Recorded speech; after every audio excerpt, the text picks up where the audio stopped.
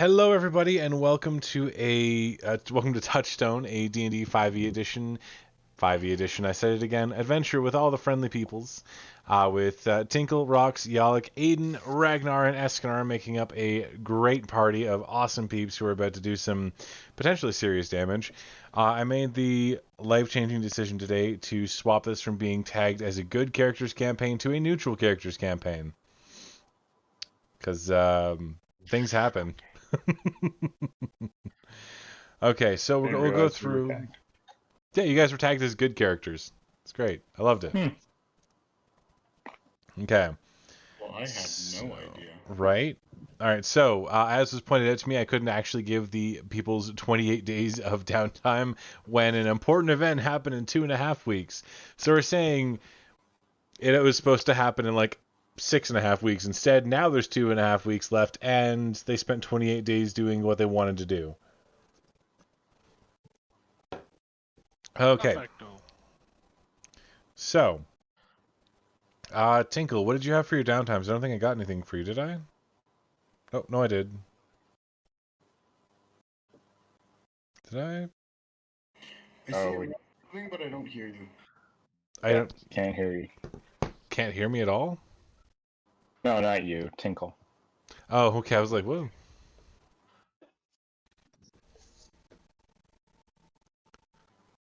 Do we have a Tinkle? Oh, there's a We have Tinkle. them. Yep. Hello? We still can't hear you, Terry.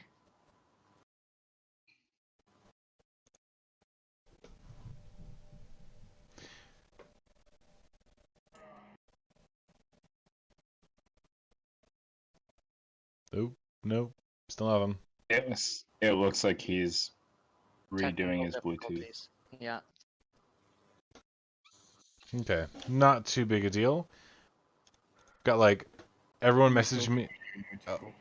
Everyone messaged me on different platforms, so I'm like trying to find out who messaged me where. Hear me now? Oh, I can hear you. Yeah. Okay, yeah, I was doing 28 days of athletics training. Yep. Okay, so that you trained and trained and trained, and you've gotten a little bit bulkier, so that you've got some muscle and flexibility going on, and you managed to get 28 days of training in no problem whatsoever. That is the wrong button. Rox, you had a list of things you were doing. Is. I had 20 days of goblin linguistics. Yep, 4 days of 4 journal reading, 4 days of light thievery of the rich, using mage hand invisibility and misty steps, which is absolutely gorgeous. So I will get you to roll. Honestly, roll me, I'd say 4 sleight of hand checks with advantage, or thieves tools checks with advantage. Your choice. I think I'll do sleight of hand because I think it's a better check. Okay. Righty, and I want. Sorry, just give me a sec. See, Robin, Somehow the rich folks. Giving to the poor. Well, not all of it, but obviously staying away from, the dangerous types. Okay. So you focus your time actually on the swift trees because a lot of their properties have been left empty for the time being, thanks to most of them being massacred. It happens. And I have a list of treasures that you get on each of your 4 days going through there. So you earn, on the first day, 8 platinum pieces and 90 gold pieces worth of jewelry and assorted goods. So 8 and 9? 8 platinum, 90 gold. 90. Yeah. On the second day, you'll earn 110 gold pieces. But there was a small complication, and you think somebody might have noticed there was magic in the area. Maybe not you, but someone noticed there was magic around. Okay. On the third day, you earned 130 gold pieces.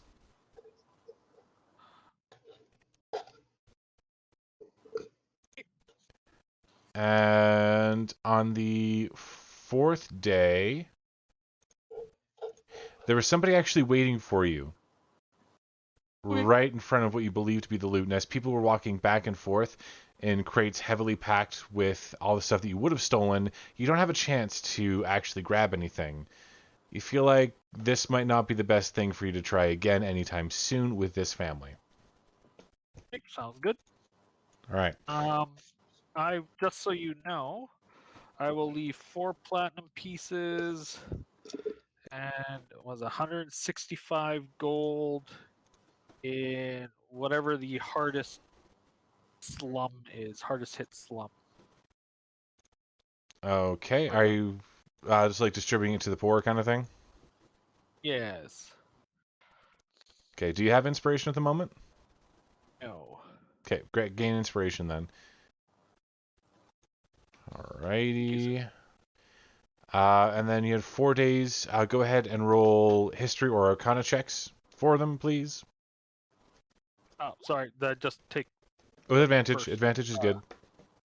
Advantage is good. Yeah, Sorry, because you're I taking wasn't 4 quite full sure. days to do it. Yeah. So that is 1, 2, 4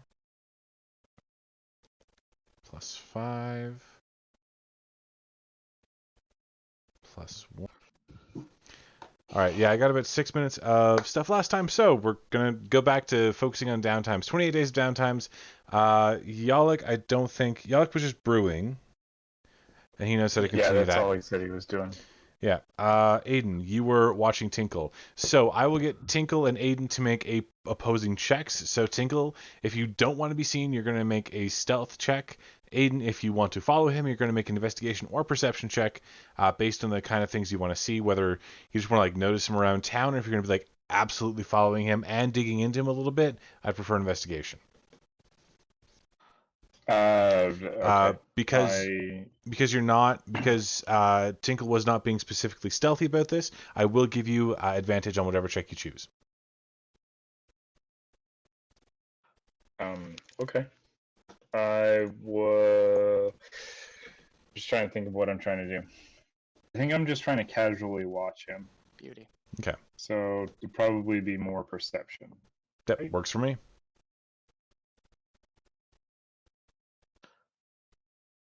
Yep, so you catch him just barely squeaked it. So you do check him out around town every now and then, keeping an eye on him to make sure he's not getting into too much trouble. And he seems like he's spending too much time actually training, like in weird ways to increase his athleticism. You can see that he's like running and jumping and doing flips and stuff and climbing walls and all that. Nothing out of the ordinary, nothing illegal. Just training himself for some reason.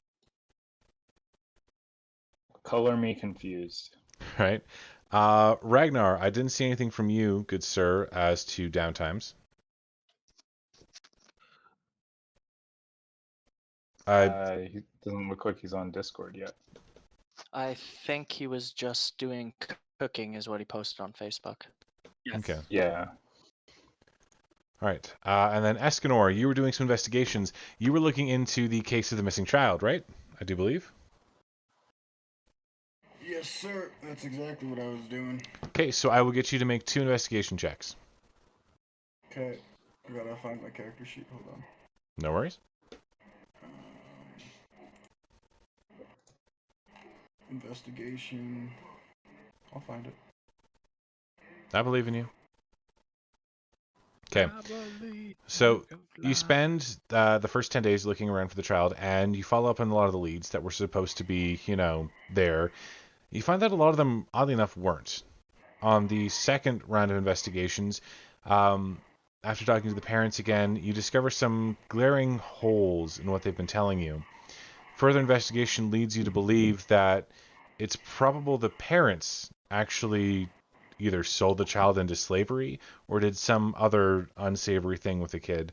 At the end of your 28 days, you have found a few leads into a local trafficking ring. Human trafficking ring, that is. Well, I say human, but person trafficking ring, as well as you've heard rumors of some sort of fight club outside of Portgate. Do they fight with children? Possibly. They fight with animals. They fight with people. They fight with monsters. Maybe they fight with children.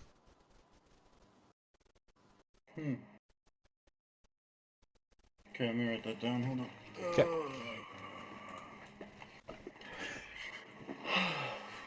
And then, Yalik, you were brewing, so we'll get you to make 5 brewing checks, please. Cool.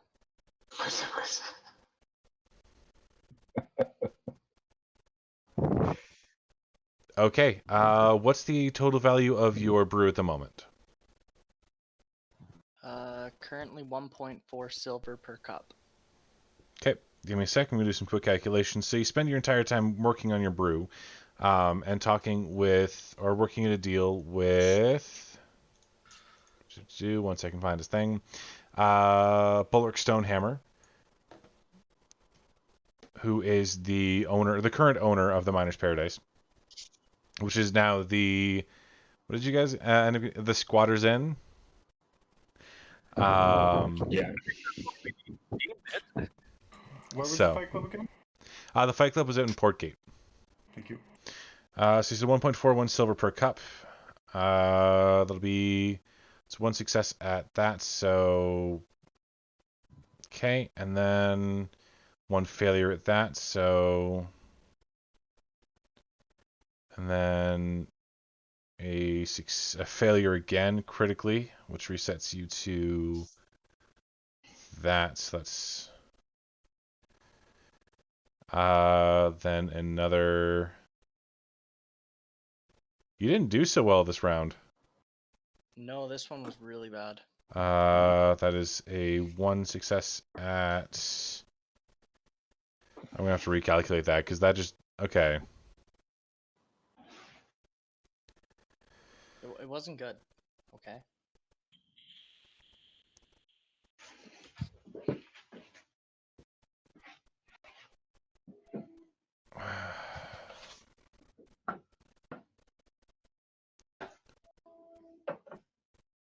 Okay, so the average value of your cup has risen to 1.7. You can continue brewing it, or I believe at this point you're actually safe to serve it, but it'd be 1.7 silver per cup. Cool. So, alrighty then. I think then, we're caught up on downtimes. Yeah, quick question. So, so it's 1.7 per cup, and how many cups of this am I making? I Like, how many bring. cups does it brew? So am I brewing like a full keg of this stuff? To brew a full keg would actually cost you a whole lot. You're brewing about 49 liters. Get 2 cups to a liter, so 98 to 100 cups. 98 to 100 cups? Okay. Mm-hmm.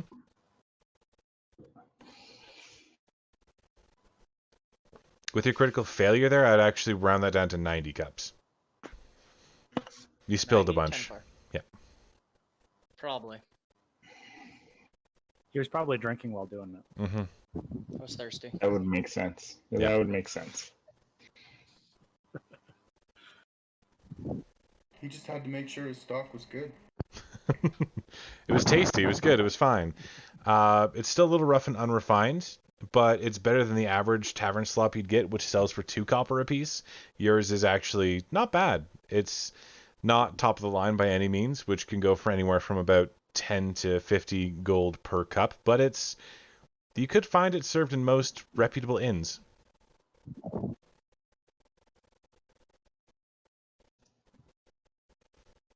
All right. So with that all done, at this point in time, the Squatter's Inn has actually been built up to a relatively decent level. There are inns, or there are rooms upstairs that aren't fully furnished yet, but there are rooms that you guys are staying in for a very, very, very steep discount. And there are people that are coming and going that are actually bringing income to the inn. And you guys can now choose to work at the inn to gain some extra money, if you so choose, as well as some sort of renown with the local populace.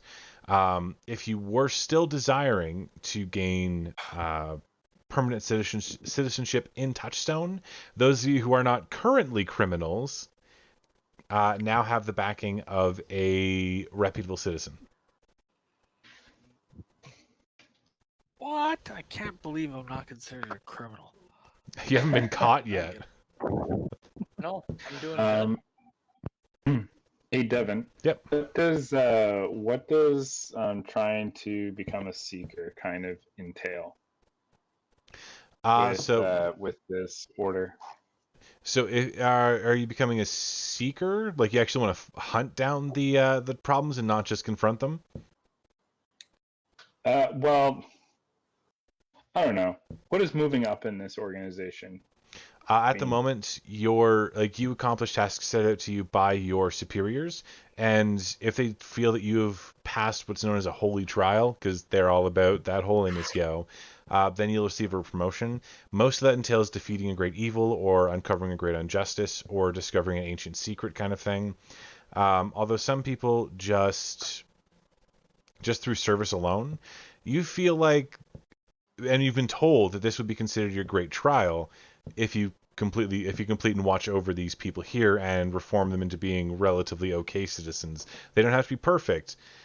You could also consider finding out exactly what's going on in this town to be a holy trial, and it might earn you more than just a single promotion. Oh, okay. Yeah, I was just curious because it seems like I'm finding a lot of stuff. Yeah. For these people. Yep. Like it seems like we're getting further than the seekers are. Yes, because seekers are usually very cautious.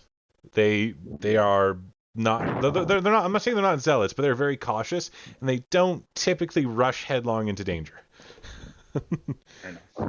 So, if you want, you could probably pursue the path of a seeker. Especially if you intend to stick with the party, it might actually be better for you. You can be a seeker and a knight. That's all up to you. Okay, well, maybe I'll pick your brain about that later. Okay.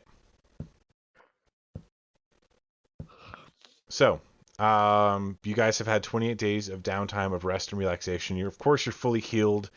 You have a place you can go back to. It's only costing you like a gold piece per month. It's super cheap to live and eat. He's also feeding you as long as you guys are working for him. And all you have to do is work there a few nights a week. When you're not adventuring, it's not a big deal. There are a few leads that you guys can follow up on if you so choose, but I'll leave you guys a little bit of time to talk amongst yourselves to discuss what you guys want to do for the evening. Well, I mean, I want to crash that party. Is this assuming that we're done the work for the day? Yes. Okay. Do you mean that Moon's Fall? Yes, Moon's Fall thing is in 2 more weeks. 2.5 more. Yes, Moon's Fall will be in 15 days. Ish. Sorry, it's been 28 days. I'm just like rearranging the calendar now. I'm like shoving you guys backwards a bit. 88 miles per hour. Moon's Fall will be in 18 days. Cool. We got time. Aiden, I'm gonna need your help with something. Yeah, what's up? I'm gonna take Aiden aside from the rest of the party. Mm-hmm. I don't want them getting in on my bounties. Get the fuck out of here. And I'm gonna explain everything I've found out so far about me thinking the parents may have sold this kid into slavery or something else unsavory. And I've also found leads on a person smuggling ring and a fight club in Portgate, and I would like Aiden's help on investigating. I'll take the bounty if he wants all the credit for the investigation. I mean, I think you all kind of need the credit, but I'm willing to help out. Cool. I care more about the money than the credit. I'm not gonna lie to you. Sure. Alright, cool. So yeah, we're gonna go on and investigate. I think we should probably question the parents again, because they're hiding something from me, and follow up on the leads of the smuggling ring and the fight club. So what do you think we should do first? Well, what do you? I mean, I'm up for talking to people. Do you just want me to be the silent muscle, or you want me to what? Well, if in case things go south, I might need some help, and sure, maybe an okay to defend myself. These are just parents? Well, there's the parents and then there's the whole smuggling ring and the fight club, because at the very least I want to get that kid back. He might not go to his parents, and there's a chance I'm not even going to get the bounty, but he's just a kid, and I haven't finished the job, so.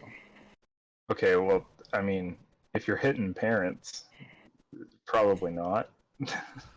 Oh, I shouldn't need to hit them. Okay.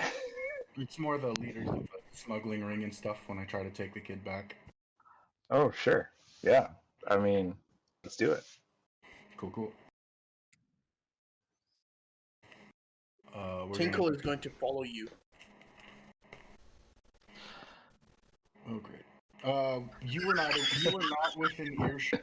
I'm sure that no one in the party was within earshot. He doesn't have to be within earshot, because when you guys walk out the door, Tinkle will follow you, just so you're aware. Oh, great. This is gonna... Doesn't have to know where we're going. No, he just has to follow. Lovely.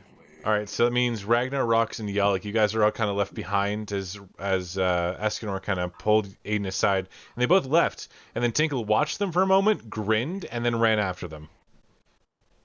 Wonderful. Well, So- We're going looking for trouble. So there's Yolik and Ragnar here, right? Yeah. Yep.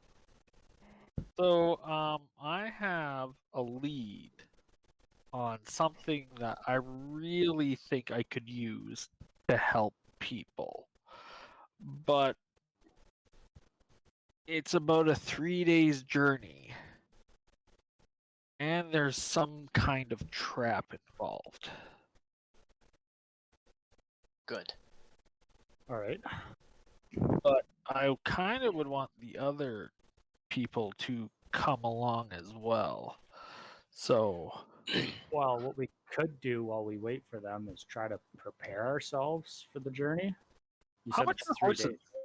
How much are horses? Depends on the level of horse you want to purchase. Oh, I don't want like a thoroughbred. I just want like a normal, not like a old, 90-year-old horse, Yeah. but just a Okay. decent traveling horse. Are we talking pony, a riding horse, or a war horse? A riding horse. 75 gold pieces. How much are 6 of those? For 6 of them, 450 gold pieces. So it'd be 4 platinum and 50 gold. No, that would be 40 platinum and 50 gold. Platinum is 10 gold.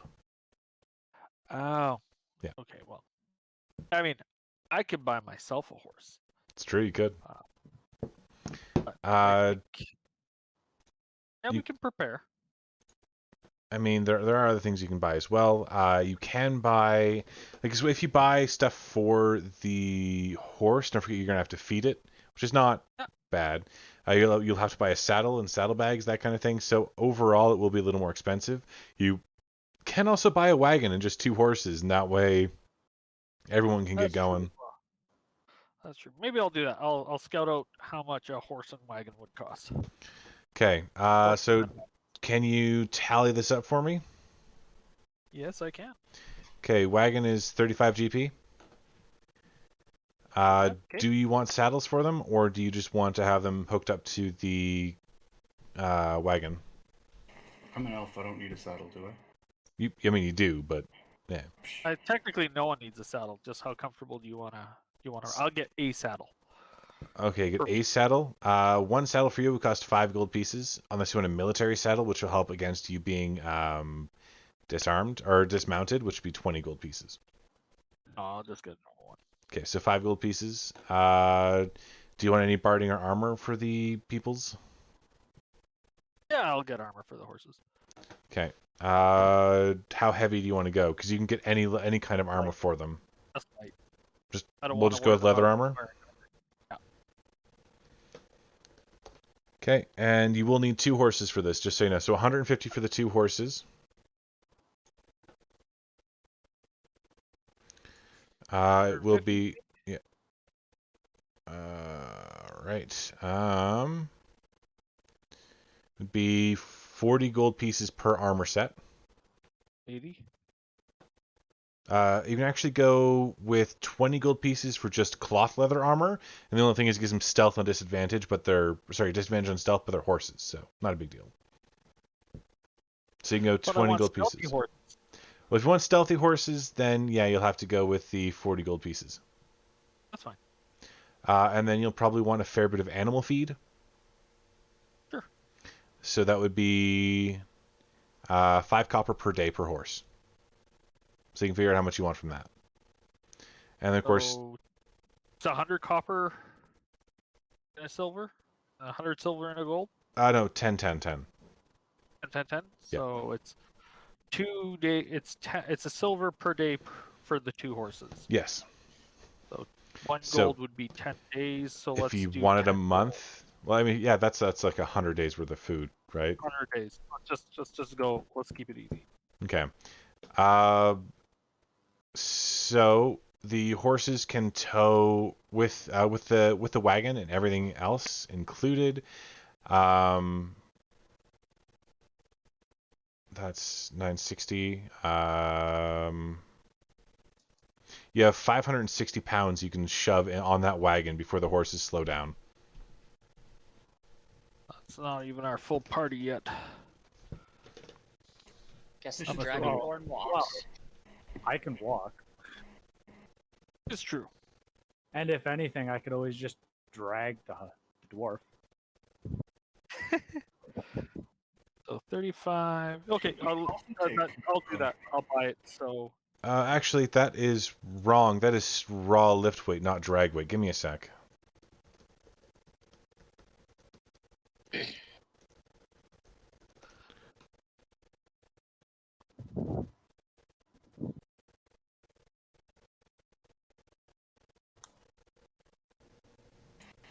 Okay. 250 gold.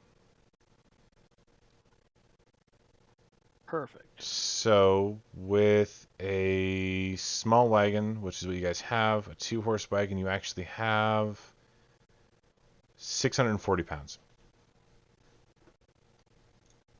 Yay, resources.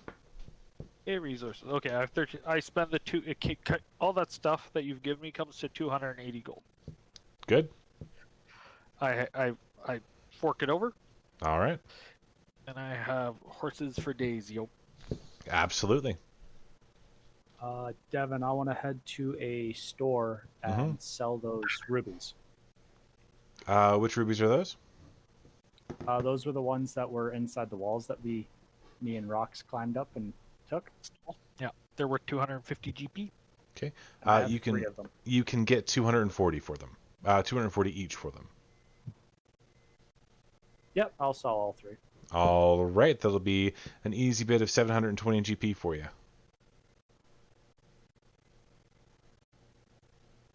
Sweet. Cha-ching! Right? I'm just gonna try to sell as much of my beer as I can while they're all buying stuff.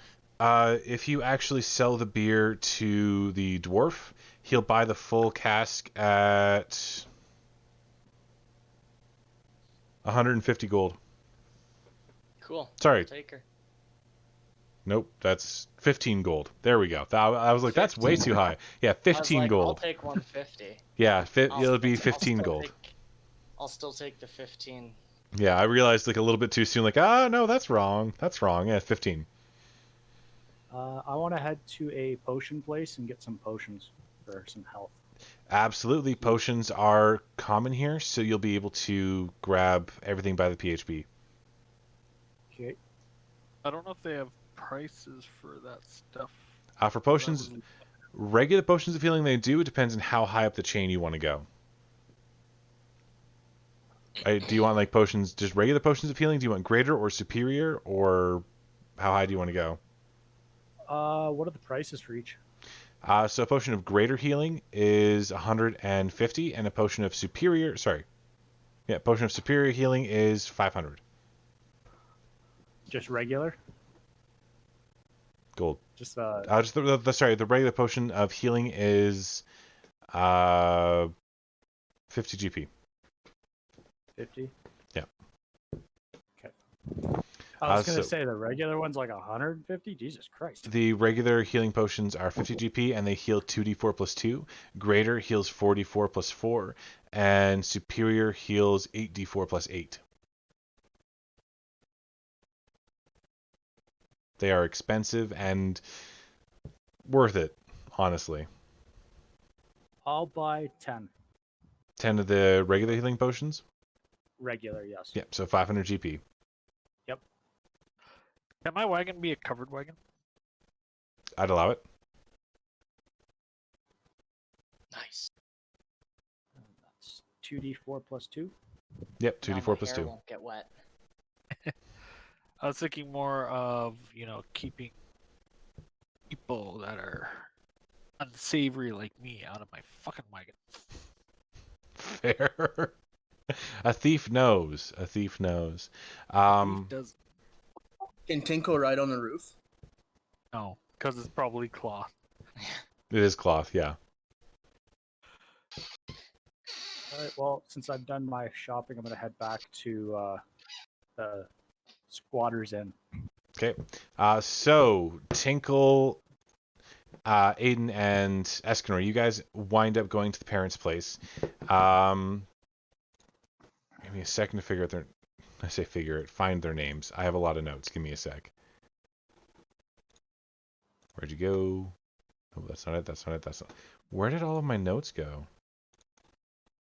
I've got like 30 of them right now. Notepads, that is. Okay, here we go. Just letting you know, Aiden, as we're going to this place or whatever, I'm kind of skipping along behind you, yelling, talking, and being like, "Are we there yet? Where are we going? Are we there yet?" Oh, I didn't even realize you were coming with us. I thought he was with you. Are you gonna be swinging a sword this time? I saw you practicing stuff. Only if you need me to.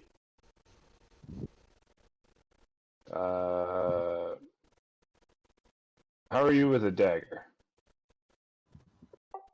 I've never tried.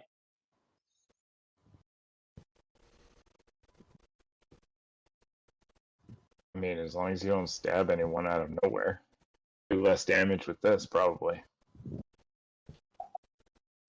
I could cut their ACL. Can we hold off on attacking people? Whatever you want, boss. Okay. Let's not go attack mode right away. We're gonna be talking to parents first. Let's not attack parents. So we're doing some brown nosing. Sounds fun. Yep. So the family that you actually go visit is one of the Swift trees, one of the lesser Swift trees. They're not technically like real nobility kind of thing like the elders were. They're a lesser, well-known family. But you go visit Eldon and Alanya Teak. Sorry, Swift Tree, not Teak. Their house is a little more run down than you'd expect from a Swift Tree, but it's still in good repair. It's not like a peasant shack or anything. And as you enter the house, you can actually see them, or as you knock on the door, sorry, they open it. You can see inside there are a lot of people moving and Barging in like that. right? No, sorry. As you knock on the door and they open up, you can see there are a lot of things being moved around, old paintings being taken down, and it looks like they've hired a few roughnecks to help them move. Now, you've been to see Eldon and Alanya before, so you know them. Eldon is a tall human. He's got black hair, and Alanya is a kind of stout, but 5 foot and a bit dwarf. With kind of orangish blonde hair, not quite strawberry blonde, more orange than that. And they kind of look surprised to see you. And Eldon kind of, how can we help you, Mr. Investigator? Yes, hi. Some of your story didn't quite add up, and I'm trying to get a bit more information out of you so I can find your child. It's kind of a strange time to move. Whereabouts you going? Oh, go ahead and roll an insight check. Insight. Neat. There was a bit of uproar in the family recently, and we've been shuffled around. This house is going to be used for storage from now on, and we're going to be under the purview of a lesser noble swift tree. Whereabouts you going? Tinkle killed that insight check. Right, Tinkle, they are lying out their ass. You can tell they're uncomfortable. They look nervous. They're sweating a little. They don't look like people telling the truth at all. I'm gonna Oh. poke Escanor. I'm sorry. Is Sorry. your last name Swifttree? Yes, yeah, we're swift trees. Yes, absolutely. The same kind of swift trees that might have had something to do with all those dead bodies walking around? Dead bodies? Oh, you mean the zombies? No, we had nothing to do with that. I personally think That's it not was what I heard. I couldn't really tell you about that, and they kind of look around again. I'm sorry. Sorry, where did you say you were going? You were moving to a different house? Yes, just a little closer to Northgate. Northgate, huh? Yes. Could you tell us exactly where, so that in case we do find your child, we can bring him back to you? Oh, yes. It's just off the Norn Street. You know, it's a fairly kind of looks back at the Roughnecks. It's a larger house, red paint, can't miss it. Right off What Norn are Street. these guys? Sorry, what are these guys moving? They're like moving art around? Yep, moving art, moving things. You can see clothing being packed away. Old, fine clothing, yeah. Are these roughnecks with like swords and like whatnot? No, but if you make a perception check. Sure. Dun, dun, dun, dun, dun, Oh dun, man, dun, I'm killing dun. it today. Escanor doesn't notice anything, but Aiden, you notice that they have scars across their knuckles as if they're not just roughnecks, like they're used to using their fists in situations. Interesting.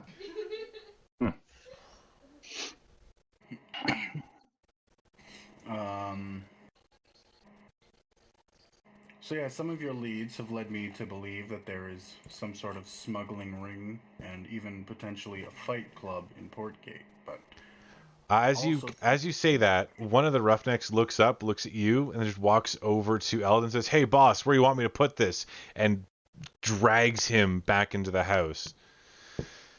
As you left with Alania, she looks up at you, and you can see that she's afraid. oh, even with my shitty perception? Yep, even with your shitty perception, she's scared. Are you being threatened, miss? No, whatever would make you think that? Sleight? Can I see through that one? That sounds like I should be able to see through that Oh, one. yeah, it's pretty obvious at this point. Can I just step in? As you go to, she kind of holds up her hand and says, No, please. It's very dusty at the moment and messy. I'm not allergic. I'll step in. I'll push through. Ma'am, we can't help you unless you Okay, let us. so as you like push her to the side, you can see like she looks scared, and then there's like 4 other roughnecks that start filtering out of the back room that you didn't see before. So now there are 6 of them standing there in total, with Eldon kind of in the middle. You can see he's kind of been forced up a little bit. He's on his tippy toes for some reason. And the roughnecks go, well, we think it to be their leader goes, "Hey, that's not exactly polite. You're picking on our bosses there, aren't you?" I'm sorry, it's not exactly polite. You're pulling him around like that? He's your boss. Well, the boss man needed to Doing? see something, doesn't he? I don't think so. Something doesn't smell right here. Well, I think the boss man might want you to leave. I think he might. And then as you can see Eldon kind of look a little nervous for a moment. He goes, "Yeah, if you don't mind, would you please just go? We have a lot of work to do. Please." You know, I see. I think someone would be a bit more worried about his missing child. I think Oh. it would take a little bit more precedence over moving. Yes, but you haven't found anything, have you? I have found several things, which is why I came to speak to you. Preferably alone. I I'm don't sorry. want all the stupid in the room getting in the way. This isn't really a good time. And as you say, all the stupid in the room, the roughnecks are glowering at you, but not making a move as of yet. And then Eldon lets out a small, please leave. Please. It's also interesting to note that with somebody with a missing child Mm-hmm. is currently moving. Mm-hmm. They're moving their house. Mm-hmm. Where the child might return to. Mm-hmm. See, none of that missing child stuff adds up. I would just say Even we remotely. don't really have a choice, and I really, really must ask you to leave. Quite quickly. I'm gonna look at the roughneck holding him up and be like, do you know where the child is? Oh, what I got to do with a stupid kid? Well, I said something about a fight club and suddenly you pulled him inside. So I think you might have a bit more to do than you're letting on. Everyone knows about the fight club down in Port Gate. Try to keep it a secret, but it's not a real good one now, ain't it? But look, we got nothing to do with that. You got nothing to do with this. So, as the pretty man said, how about you leave? I'm gonna try to persuade him to give me more information on the child specifically. Absolutely. Dope.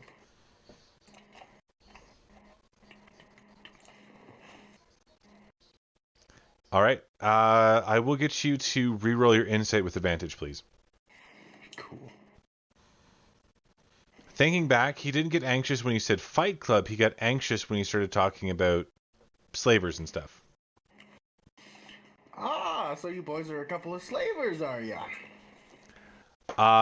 The six of them look at each other, and then they all look towards the leader, who goes, "I don't think that's what you understood from this at all, little man. Don't make me," and he cracks his knuckles intimidatingly, "hurt you." Oh, this is getting deeper and deeper. I'm gonna pull my hood down and go, who are you calling a man? You can see that the five of them that aren't the leader, they look at you frightened, like, you're a dark elf. You're their worst nightmares come to life. So go ahead and roll an intimidation check. Advantage? Not advantage, but regular. Oh, worth a shot. Oh! And then, Nice. and then the leader goes, "What? You're gonna be a bunch of pansies? This is the one that's marked. He can't even touch us." I can. I just shouldn't. No, we're not gonna hurt anybody right now. We're looking for information. We're not looking for blood. Look, No. the boss said he don't know nothing. My guys don't know nothing, and you sure as hell don't know nothing. So you're gonna take that nothing and go, right? Trying to think in my brain. We know they're smugglers. So we know they probably have the kid then. At least that's what I'm thinking, my train of thought right now.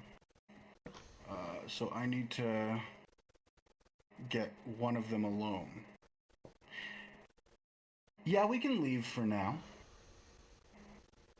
There's other ways to go about this, rather than fighting in a cramped house.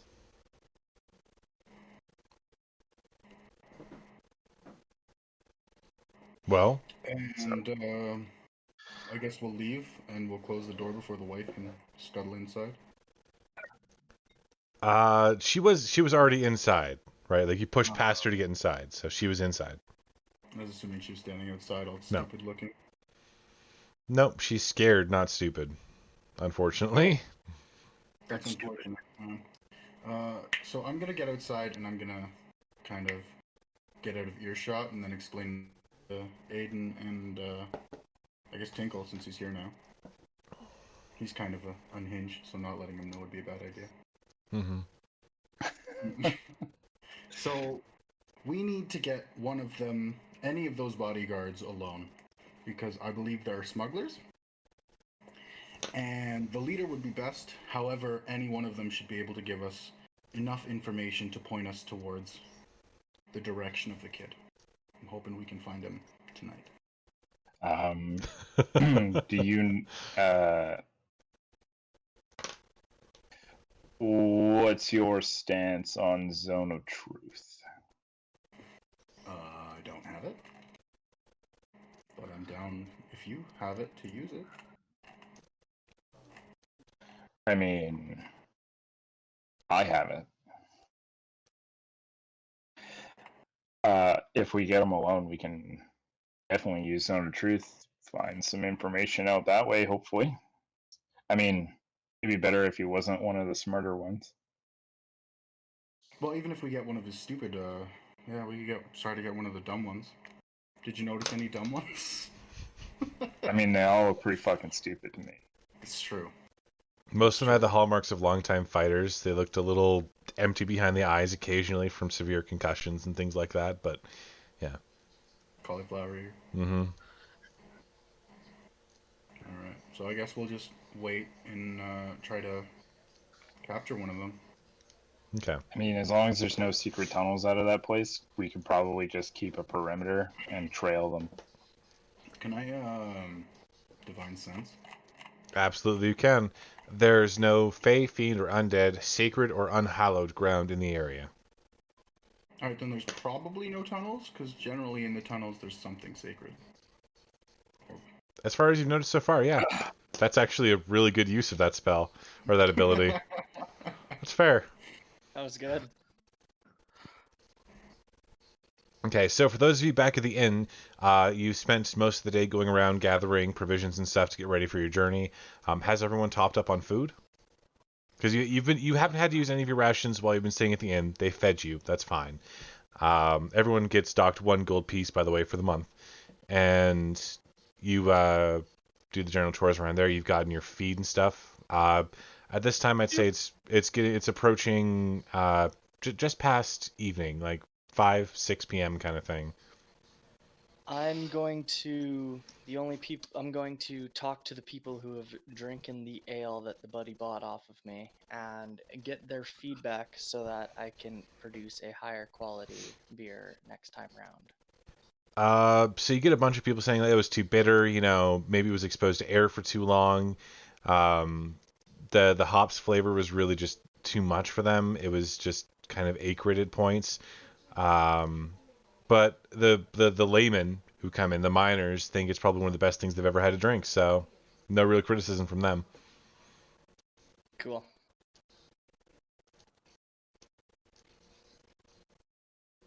Okay. So, is anyone else in the inn doing anything else for the day? Or are you guys just gonna figure out a way to try and find the folks that walked out?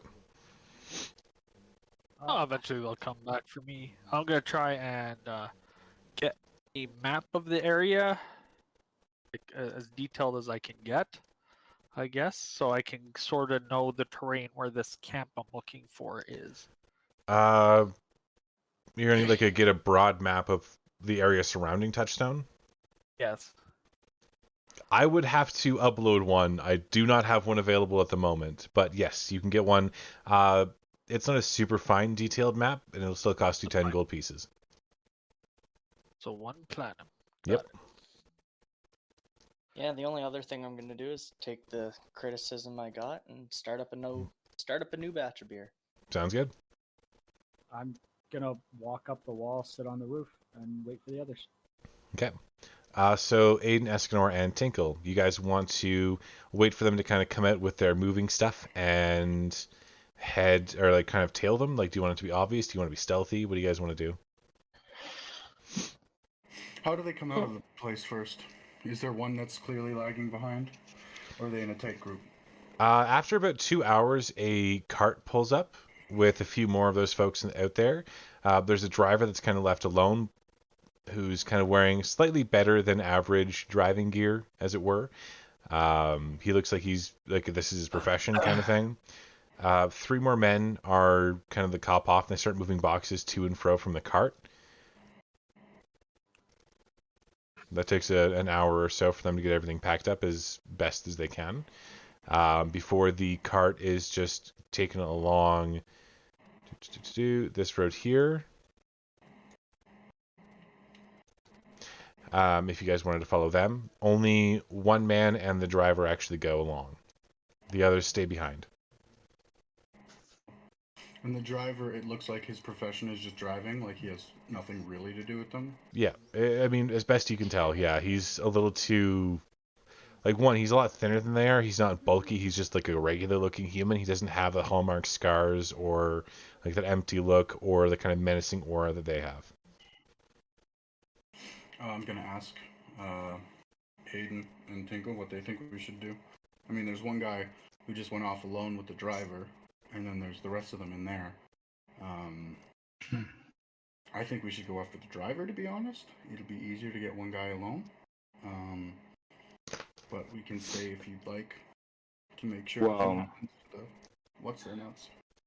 I mean, obviously we're not killing the driver or anything. I'm not planning on killing anyone. Okay, good. The people in the house aren't going to give us any more information now that this guy is gone. This did he look? He wasn't the leader, dude, eh? No. Yeah, okay. I mean, he's probably worth checking out. All right. Let's do that then. So then we can take a bit of a look, a bit of a boo at the stuff that they're trying to move.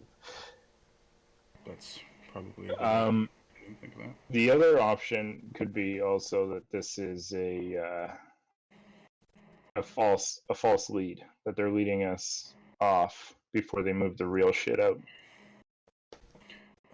That's possible, but I think they believe we left. But yeah, you're absolutely right. They could totally be trying to lure us away with some fake stuff. So, do you want to take that chance?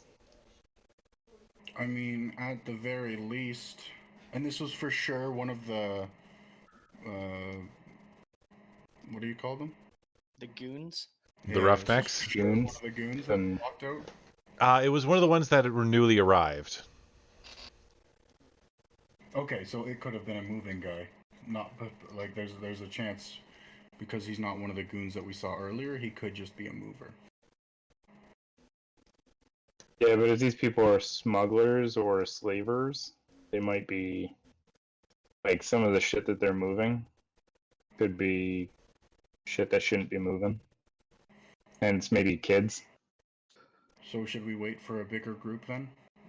Because it's just one guy. If they're moving the important shit, then they probably won't just set one guy on it.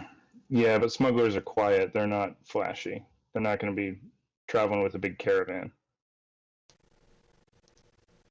That's true. We can go. And Tinkle, do you want to stay here? And if you see anything, throw up the biggest fireball straight up as you can. Aye, aye, Captain. Right on. Okay. So Aiden and Escanor, you guys are going to kind of track down the wagon? Yeah. Yep. Are you doing it stealthily or obviously?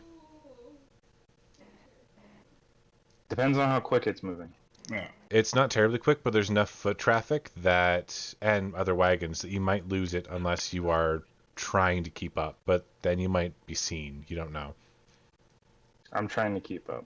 Yeah, I'm trying to keep up. I'd rather catch the thing than lose it. Okay, so I will get Aiden 2 athletics checks, Escanor 2 athletics checks.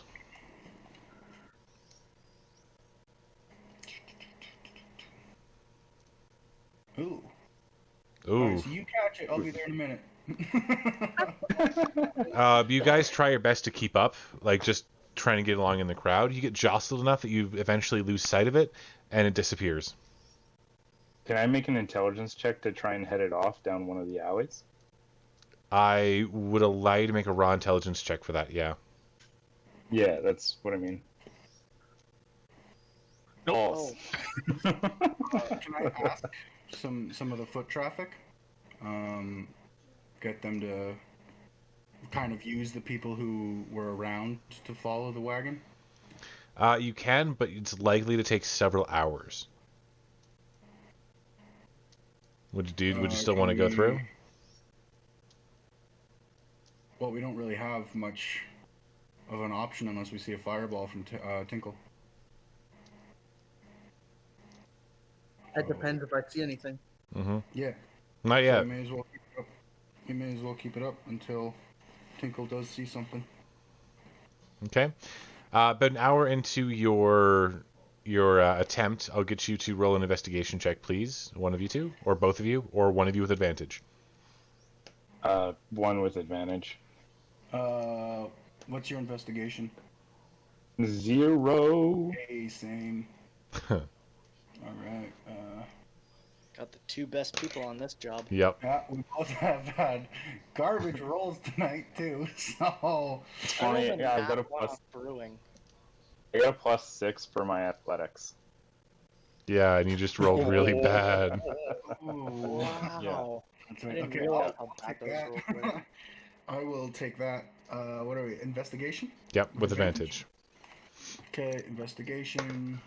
Bob, can I use my inspiration? To re-roll one die, yes, you can. Cool. Really?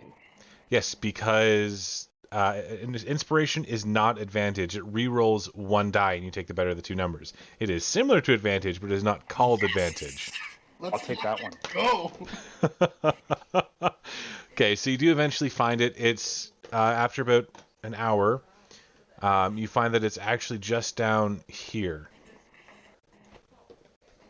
So as they kind of turn off into that alleyway, it's a little less dense traffic. A lot of people remember seeing a wagon moving like that, and they do find, or you do see that it does come to the back of a very large red house. It's much bigger than the previous house for Eldon and Alania, but it's not like a mansion. It's just big. Probably has 5 or 6 rooms instead of 2. I was gonna Is this say, where they it said told they were you a gonna move to? street. Did they? Is this the street they said they were moving to? No, it's actually 2 off.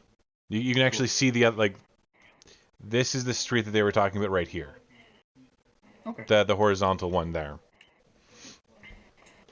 Sorry, I don't have the street names up for you guys because it would take a whole lot of writing. That's fine. Don't worry about it. All right, so I guess we'll see if we can't catch the guy who's in the wagon. Okay. After about an hour and a half, so you guys are, this is roughly when you guys would be getting to that house. Tinkle, you see 6 of the Roughnecks leaving together with Eldon and Alania kind of in the middle of them. I will. This is like nighttime, right? It's late evening now. Are there any bats flying around? Not as far as you can tell. Damn, I was gonna light one on fire. I'll shoot a firebolt up in the air then. Okay, so you kind of just shoot off a firebolt as best you can, as flashy and explosive as you can make it. Escanor and Aiden, I'll get you both to roll a perception check. Would I be able to roll one since I'm sitting on the roof? I would allow that too, yeah. Nice. Because I've had garbage rolls all night. Perception, you say? Perception, yep. Ragnar saw it. Ragnar, you see a firebolt go off about, you'd say,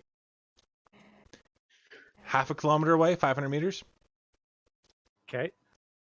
Well, what I'm going to do is I'm going to take a look, note the direction that it's at. Mm-hmm. I'm going to go down and grab Rox and Yolik Mhm. and say there's a giant firebolt that just got launched that way. I think we should go check it out. Okay, so you guys can get there in 2-3 minutes. Tinkle, what are you going to do in that time? I'm going to disguise self Mhm. as one of the guards and kind of walk behind in the very back and follow them. Go ahead and roll a deception Nice. check with advantage, please. Okay, do you want me to put disguise self in the chat or not? No, I know what disguise self does. That's why I'm giving you advantage on the deception check. Okay, cool. Nice. Wow. That's not bad either way. Okay, so you kind of mingle in with them. Now, none of them are particularly perceptive, but just in case. I don't know if you guys can see that. That is a nat 1 on their perception check. Nice. Your camera's not even on for me. Oh, okay. Yeah. Sorry. It's fine. I believe you. It's a nat 1. Yeah, it's a nat 1. It's great. You are one of the guys. So you mingle in. New guy. You guys don't move very quickly, and you can actually hear them talking in low tones. Go ahead and make a perception check, listening based. So if there's anything to boost that. Ooh. You can't hear what they're saying. All you can hear is like the low murmurs. Just happy to be one of the guys. Yeah. Okay. Now as you continue moving forward. Can I do one more thing? Sorry, what was that? Can I do one more thing? I want to send a message because I have message.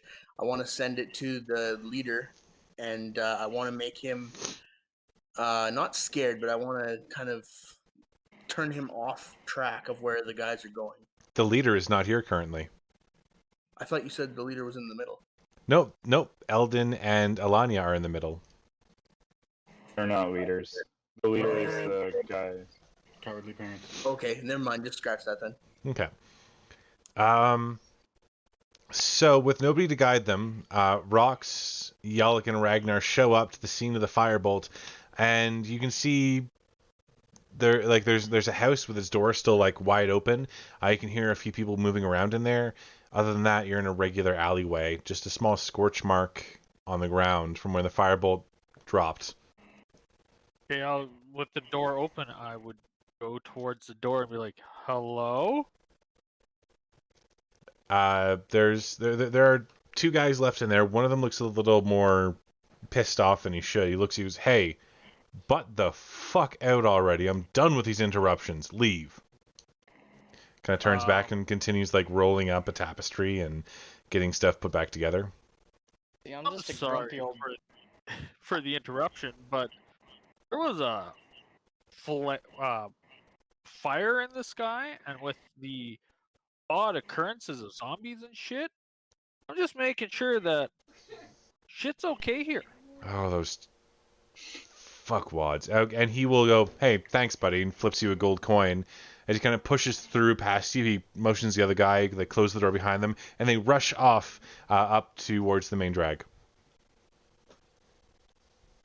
I'm gonna try to trip one of them as they're running out because they angered me. He wasn't very nice to me, and I'm a grumpy old man. I'm just sticking a foot out. Okay, are you doing it like subtly, like stealthily kind of thing, or are you just doing it for shits and giggles?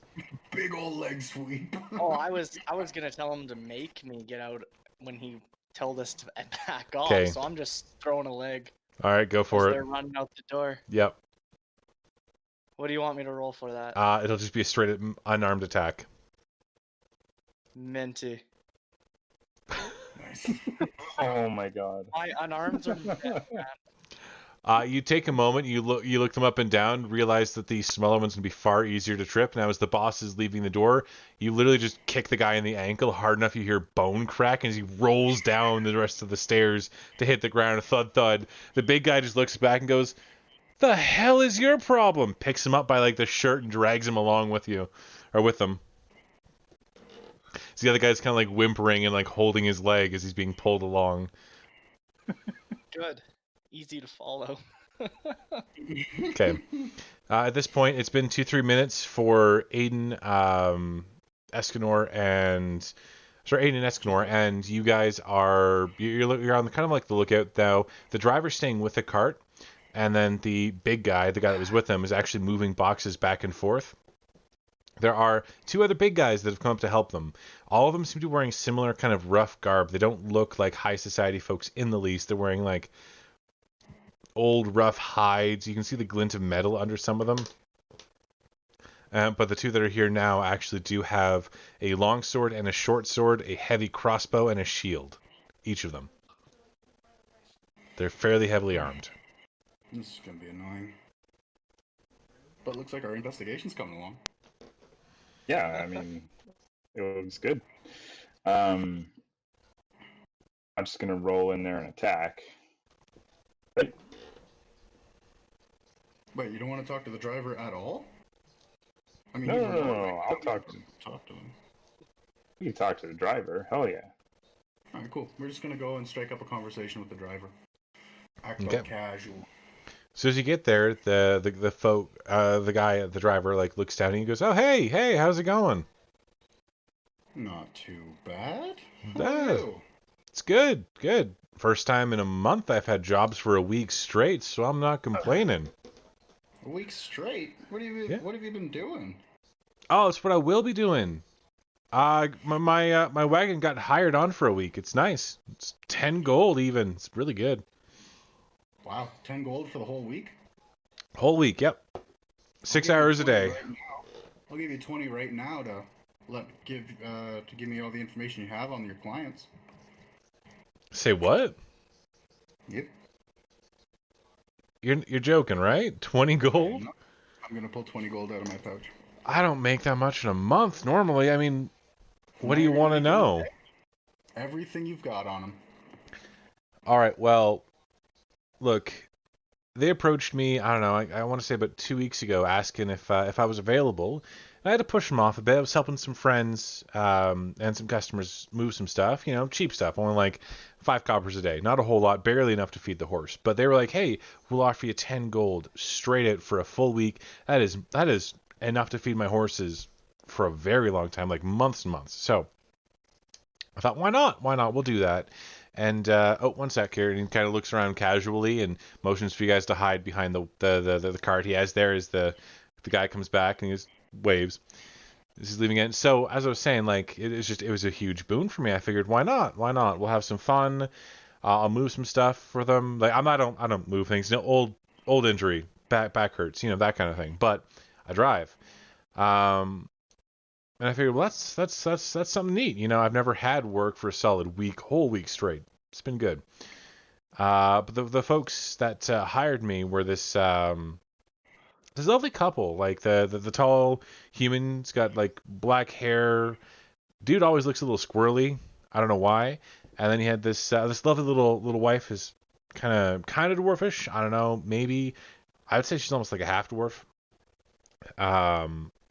Nice hair. But yeah, so they hired me on, and then these folks are apparently they're a moving company, and their wagon just broke down, so they just needed a hand that way. I don't know. I've never seen a moving company quite this big, because usually there's like 3, 4 people, splitting the profits kind of thing. No, I mean these lesser nobles got to pay well, because there's about 20 of those folks. So this is the first bit of it. We got 6 more days after this one. They've already paid you? Sure. They've already paid you in Sorry. Yeah, they've already paid me. Yeah. Perfect. I'm gonna give him the 20. I'm gonna have another question, but I know Aiden has a question, so I'm gonna think and I'm gonna let Aiden speak. Well, thank you kindly. And he kind of takes it. He puts it like behind his back, in between the seat and the wagon itself, or the cart itself. Thanks. Mighty fine of you. So quick question. Just wait a second, and the guy comes back and goes forward. All right. What's up? What's that? You've had a cart. How long in this city? How long have you been here? 10 years now, I'd say. I've had a cart. I used to be a miner, but back injury, can't really do that anymore. So, yeah, about 10 years. So, okay. So in that 10 years, you've never heard of a company with 20 or so moving guys? No, usually it's 3 to 4. Right. Yeah, 3 to. And then all of a sudden, they have a broken cart. Yeah, And it's they're beyond hiring me. you? Yeah, it's weird, I know, but don't look a gift horse in the mouth. It's what Mom always used to say, and I've been like going a little hungry as of late, so I figured not gonna ask too many questions, not gonna poke around, that kind of thing, I mean, not for nothing. I think I think you were paid 10 gold, and that was to partly to keep your mouth shut about what you're moving. Oh, I said no such thing. They just said they needed help moving. They didn't say, they said nothing, no how, but me not telling anybody about their things. Yeah, I know.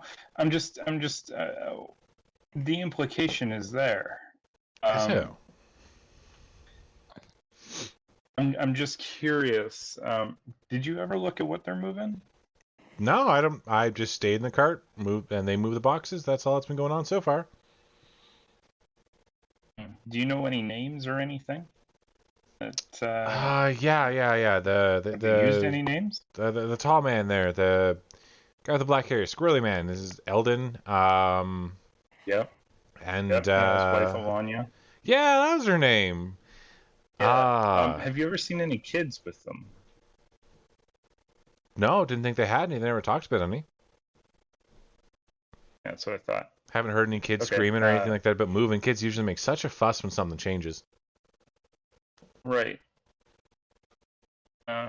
Is this the only How big are these?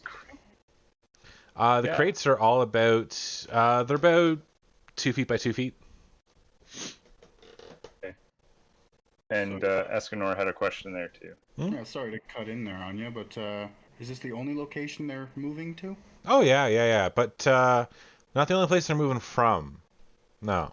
Oh, there's other places they're moving from, is there? Yeah, they there's a list of places they want me to pick them up from. This place today and tomorrow, and then someplace down by Portgate for the next 3 days, and then 2 days over in Sanderson. Yeah. Do you have an actual address, or is it just someplace? They just said someplace. They said show up to that house, and then they direct me from there. Which house? Which house are they want you to show up to? Eldon's. Oh, okay. All right, and they'll direct us there. So work hasn't been overly steady recently? No, it was weird. For a while there, for about 2 years, I had pretty steady flow, and then I learned that apparently I'd been schmucking for a thieves guild up here, and they got disbanded right quick. Those seekers came to town, those ones that root out the corruption and all that stuff. So that stopped. Not that I'm saying that the Thieves Guild was good or anything like that, but when you get paid 2 gold a week instead of just a couple of coppers here and there, it changes your life, especially when you lose it. I can't promise it'll be steady, and I can't even promise that there'll be work. But there is a relatively new tavern that may or may not need a delivery driver.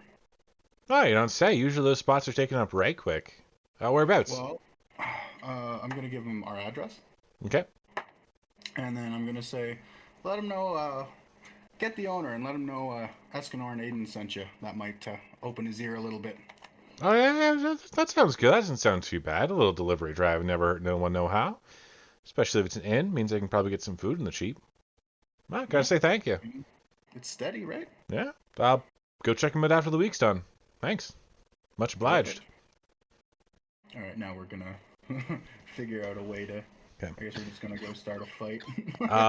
So as you guys kind of go back off to the side, you can see there's actually a big group of those roughnecks approaching with Eldon and Alanya kind of in the middle of them. There's one of them that looks a little weird. He's lagging just a couple of feet behind. And then they have this quick discussion. Most of the roughnecks go into the house with Eldon and Alanya. And Tinkle, being the odd one out, are you going to go into the house or are you going to stick around the cart? I'm gonna. Well, first of all, do I see the other guys? Like the rest of the party? Go ahead and make a perception check. Okay.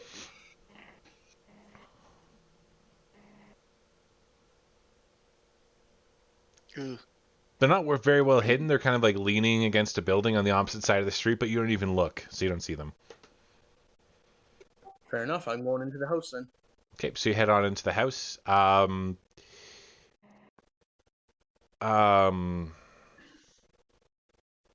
Okay. The first thing that hits you when you actually walk into the house is the scent of old blood. Old, dried blood. And as you're taking a look around, you can see that the house itself is in shambles on the inside. It's all pretty on the outside, but shambles on the inside. There are holes in the walls. You can still see bits of food left everywhere. You can there's a room that's just this open pit where there's a bunch of sleeping rags, you want to say, leathers that are just kind of left behind, and stuff like that. And you can see there are a few ladies, to use the word loosely, kind of wandering around, trying to entice the roughnecks into acts of indecency. Overall, it just seems like a really bad place to be. Then Rox, Yaluk, and Ragnar.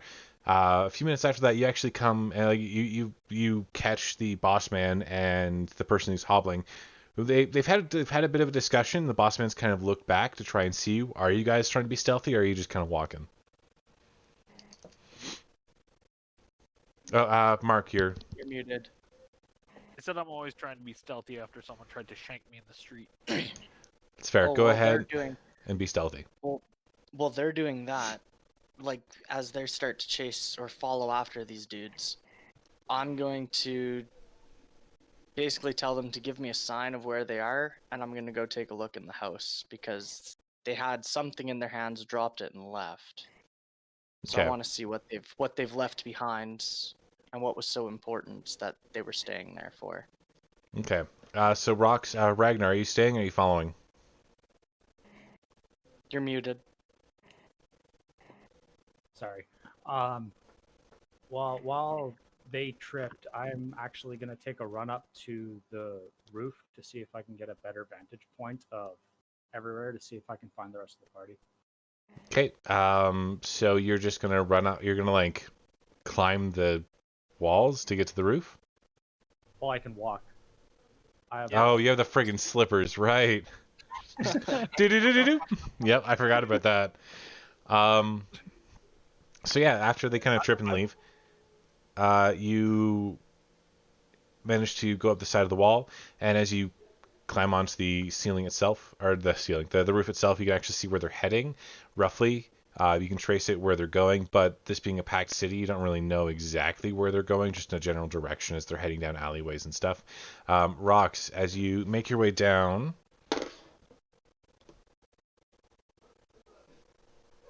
I'm rolling a 3, apparently. Total, not just, but total. I am like the shadow. Yeah. Oh no, not the shadow. You disappear. No, he's like the shadow. Yeah. You disappear in amongst the crowd and follow them as they head down. So you were actually able to, at this point in time, you follow them the entire way down to where the party is, and if you make a perception check, And this is where I roll a 1. Yep. you don't notice the party at all. Oh my god. Well, he's not disguised. Do we notice him? No, because go ahead and roll perception checks. You guys are watching the place, but you have to beat his stealth, because he is a stealthy MF. Oh gosh. Oh, yeah, that's not bad. That's not bad at all. First good roll of the night. Yeah, real We're over talk. here. We're over here. Yeah, I'm gonna kind of gesture at him Which I after the don't. guy goes in to make sure that he doesn't go in after him. Okay. I see nothing. Actually, Other no, fuck it, I'm gonna throw a rock at him because he's oblivious as fuck. Okay. You will notice them trying to get your attention, rocks with a rock. Nice. So you do find them. Now, Yalak, as you go inside and you actually start looking around, you do notice that the place is all packed up. Not necessarily nicely. You find broken shards of pottery and fine shiny. You find some silverware that's been kind of broken into pieces and stuff. And you find, oddly enough, just strips of clothing that are kind of knotted and in a length, tied to a post at back. You've like 4 sets of them. I say a post at back, a post in the kitchen. After that, everything else is just kind of packed into crates. Well, I mean, I broke some dude's leg by tripping him, so I'm just gonna rip open a couple of boxes just to piss him off now. Okay. Inside the boxes, you can see it's just loaded with clothing, and you can see like a tapestry that's been folded instead of rolled. So, an egregious offense against the art world. Yeah, that's about it. Well, I'm throwing the clothes everywhere and taking the tapestry. You start throwing clothes everywhere, and underneath it, you find a fine powdered substance. Well, I'm gonna take that too. I'm All right. taking the tapestry and a fine powdered substance. Okay, you have a tapestry, a rare tapestry, and I'm going to tell you the worth, but you have to get it appraised. It's worth 250 GP, and you find they'd have in the 2 boxes that are left 10 pounds of mysterious refined powder. 10 pounds. Whew. Yep. We got some coke, boys. It is not cocaine. I'll tell you that. Fine, Coke. Boo! It's gunpowder. It's Mastercraft cocaine, obviously.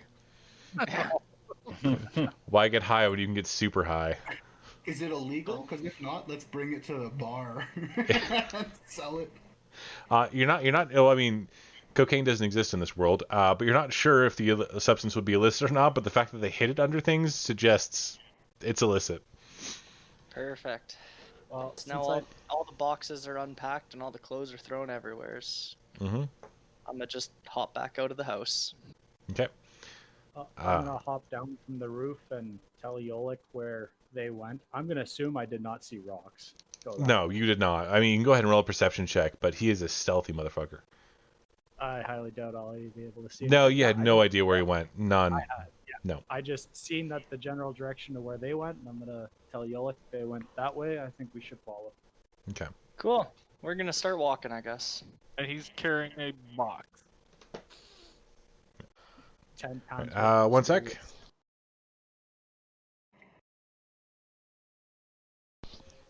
Sorry, thought I heard a person. It was just the door opening. It's good. All There right. was the door, otherwise you have ghosts. Of course I have ghosts.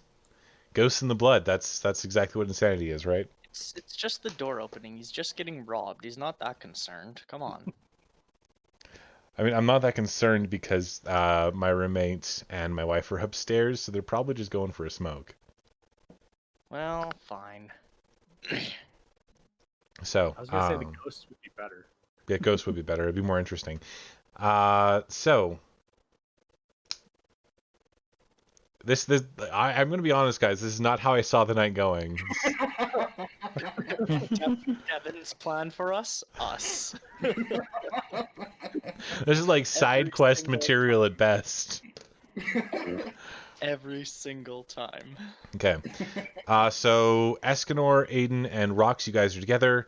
Yaluk and Ragnar, it takes you about 10 minutes before you can catch up to them. Tinkle, you're inside the Den of Iniquity. What do you want to do?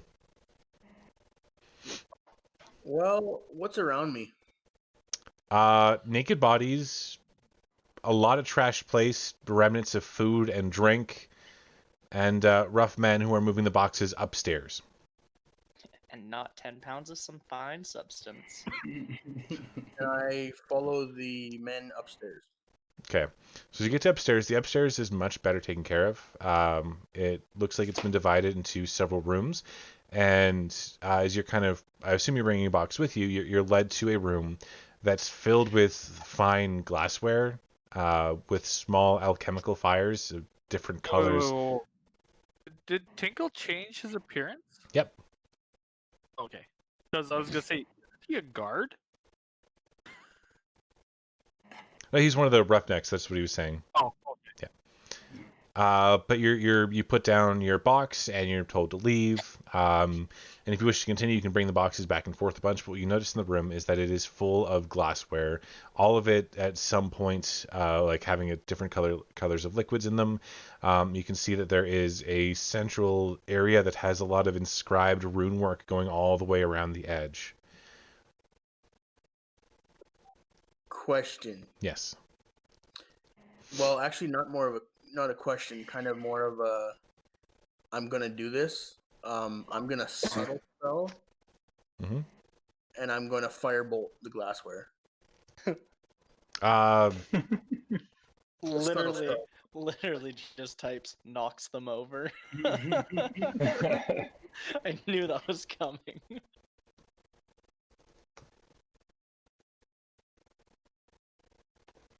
I think It's- we broke. With subtle spell, it's fair. You don't make any noise.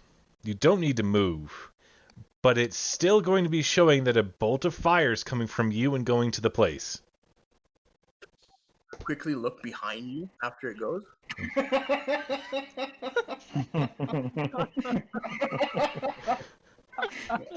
Please roll a natural 20 on that deception check, please. Terry, are you sure you want to do this? Yes.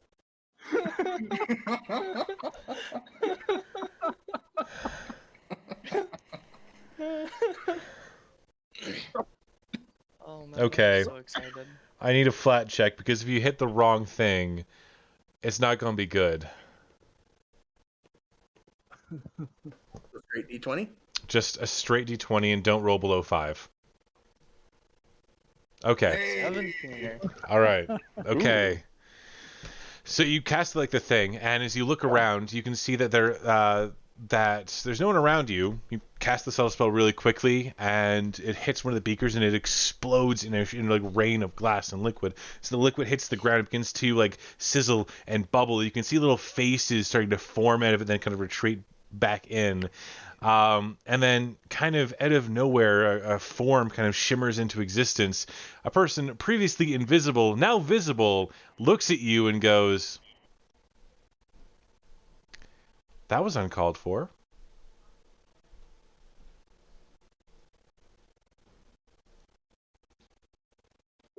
I look behind myself again. Okay, you can see this person standing there, a large, they look orcish actually, with heavy chains and pendants around their neck, each one like iron, gold, silver. Your typical alchemist looking dude with just all the medals on him from all the training he's taken from one of the core cities. This is roll a history check. Obviously, duh, I'm not just going to say it. Well, you should have could. just said it, yeah. Just be a pal. Okay, you recognize a high alchemist of the core cities. You don't recognize his full rank, but you do recognize that he's a high alchemist and not someone to be trifled with. Or someone to trifle with, because what's a high alchemist doing here? What are you doing in my laboratory? Am I like alone, or am I with the guards? Like, what am I situated? The Roughnecks have left. It's just you and him right now.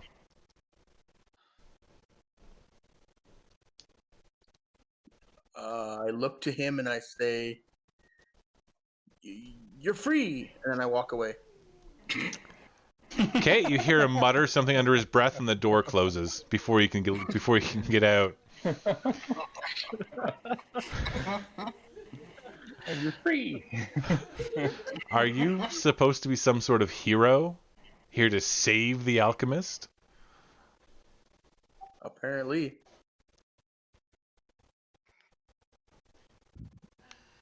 Right, who are you really, and why are you here? By the way, you guys notice down below, there's a sudden flash in an upstairs room. No one else seems to catch it because everyone's working like back and forth. But for anyone across the street, it's very obvious that something just went on up there. Have we had a chance to talk to Should we Rox go in? yet? Yes, you guys will have a chance to talk to Rox like almost immediately. Okay, so when Rox, like, this is before the flash goes off? Yes, but I do want to finish talking with Tinkle first, just cause. Okay, so we'll have our conversation after you're done talking to Tinkle then. Who are you exactly, and what are you doing in my laboratory? My name is Yaluk. I see. And? I came to free you. For some reason, I don't believe you. Seeing as you didn't even know I was here. You just blasted a beaker at random and wasted some soul powder. I was using that. That's very hard to find and very expensive to finance. So I will ask you again before I start getting angry. What are you doing in my laboratory for real? Apparently, I'm supposed to pack up beakers. Right. Go ahead and make a... I actually have to go check at his spell list now, because... Duh.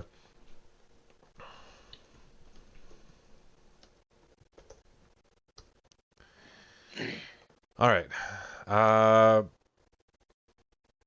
Go ahead and make a... Wisdom saving throw, please.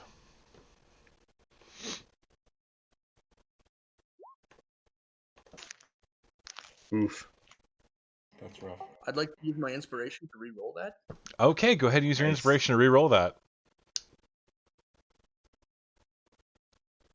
Oof. There we go. Alright, so he motions and you are paralyzed.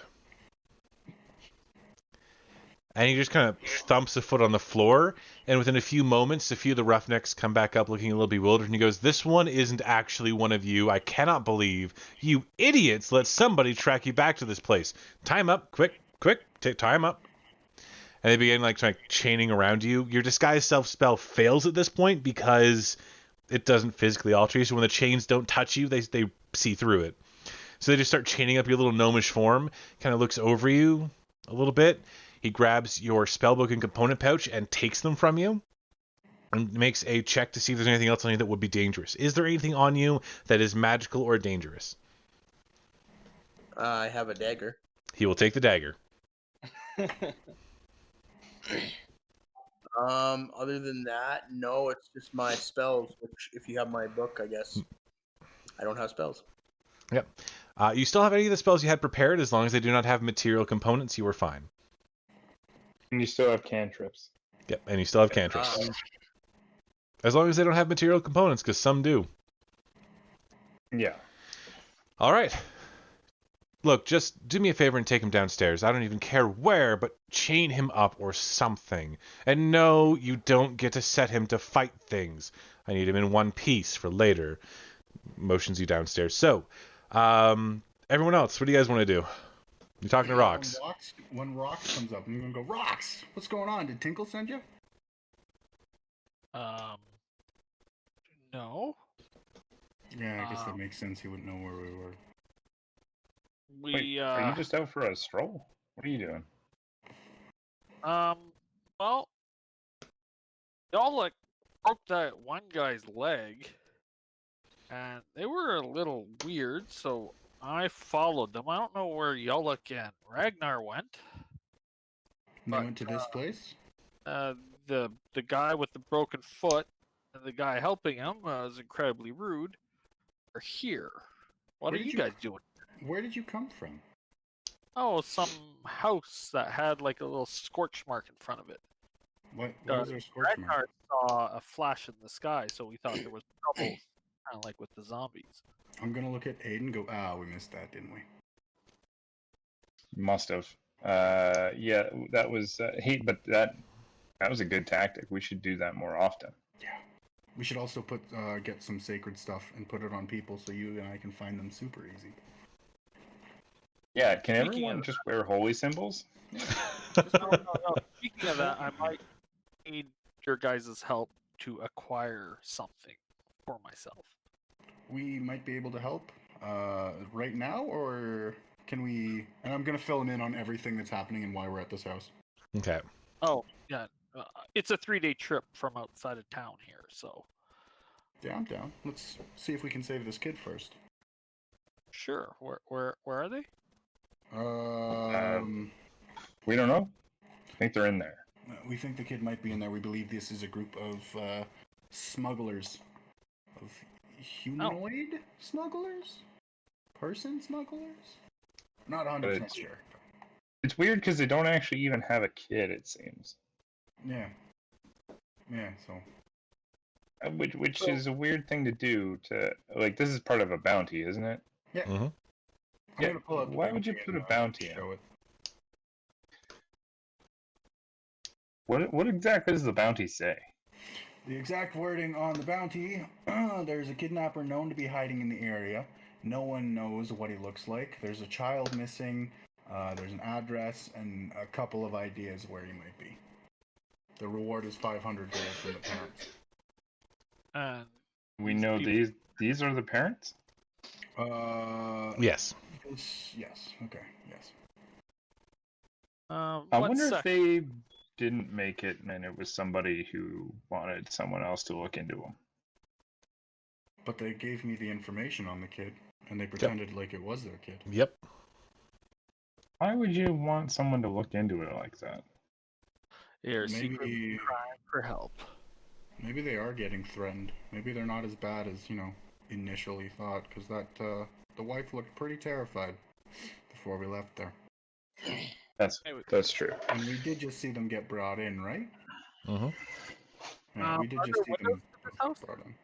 There are, but most of them look onto the second story. The first floor doesn't have any windows available. Okay, Most of them look to be like either shuttered or boarded up. The top ones you can see into, kind of.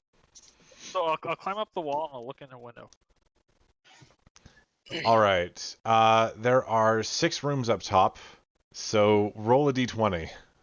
Or roll a d6. D6 is easier. We'll see which room you peer into. Number 1. You look into the room exactly as a bright flash of light goes off. I knew that was coming.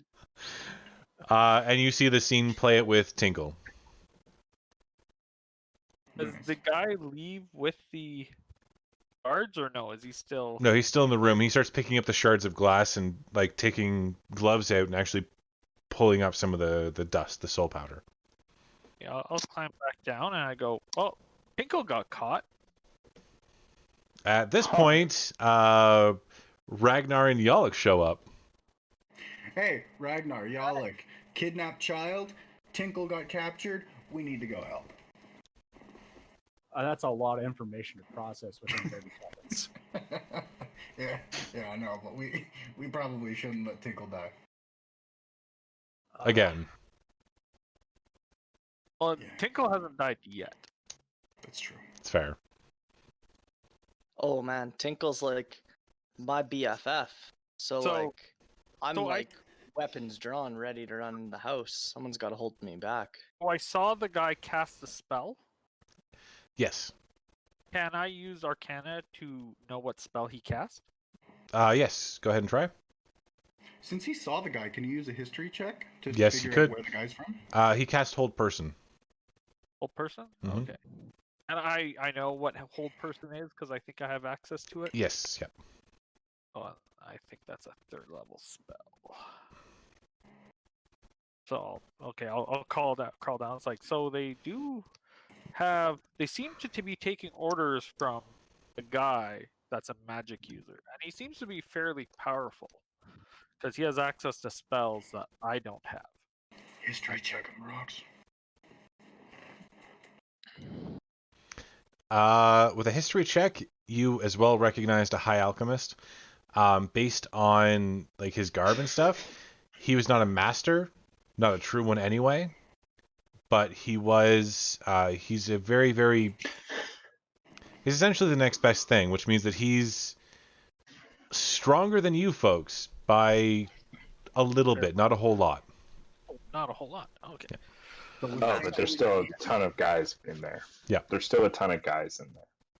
Yeah, Yeah. like 8, Now here's the thing: 8 and a half a dozen hookers.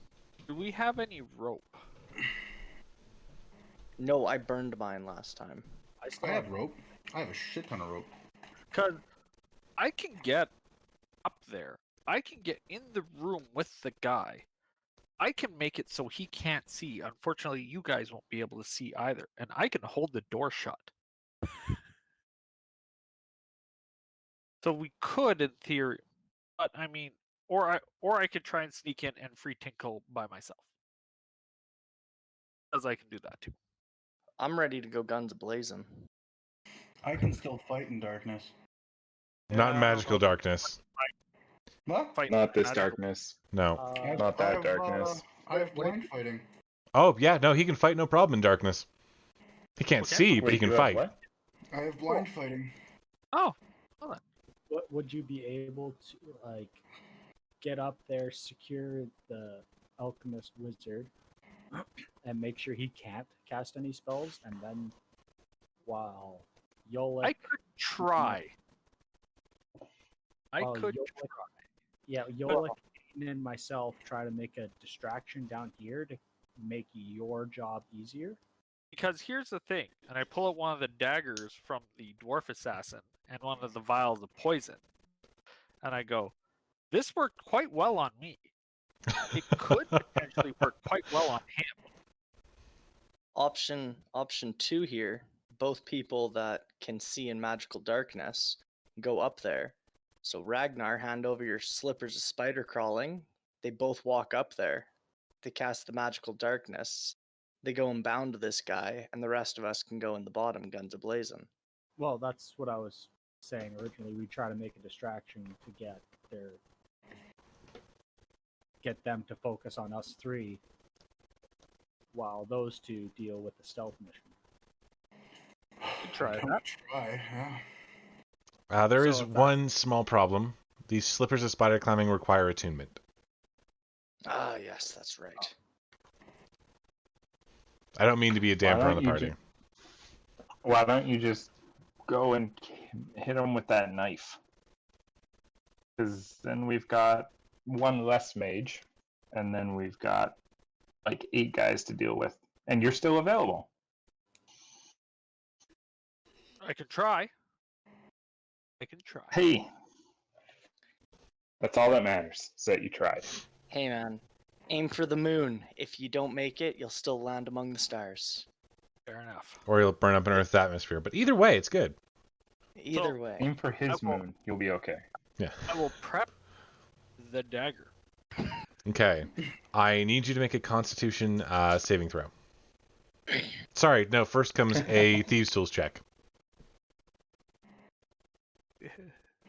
You assume I'm just gonna straight up fail. I like it. Sorry. Don't. Only assassins get away with this scot-free. Why we This have is no why assassin? I'm doing it outside of combat. Yeah, right? Nice. Oh, Jesus. Yeah. Okay. That Oof. dagger is poisoned. That dagger Well, is poisoned with 1 charge of the poison. Yeah. Perfect. Okay, then I'm gonna stealthily climb up the wall. You would not happen to have the DC of the poison on you, or do I have to go looking? You'd have to go looking. I know the DC was like 25 or something stupid like that. All right.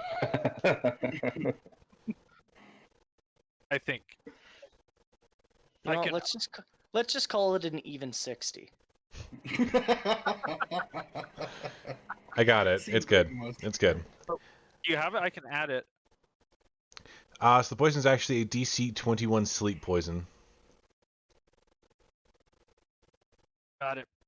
So it essentially replicates the sleep spell cast at a much higher level. I don't have exactly how much higher. I just had it heightened. So, all right. So, I will That's go in, stab the guy, and pray to God it goes well. Jesus. I was not very nice for you people. That's 13d8, by the way. It deals 13d8 non-lethal damage.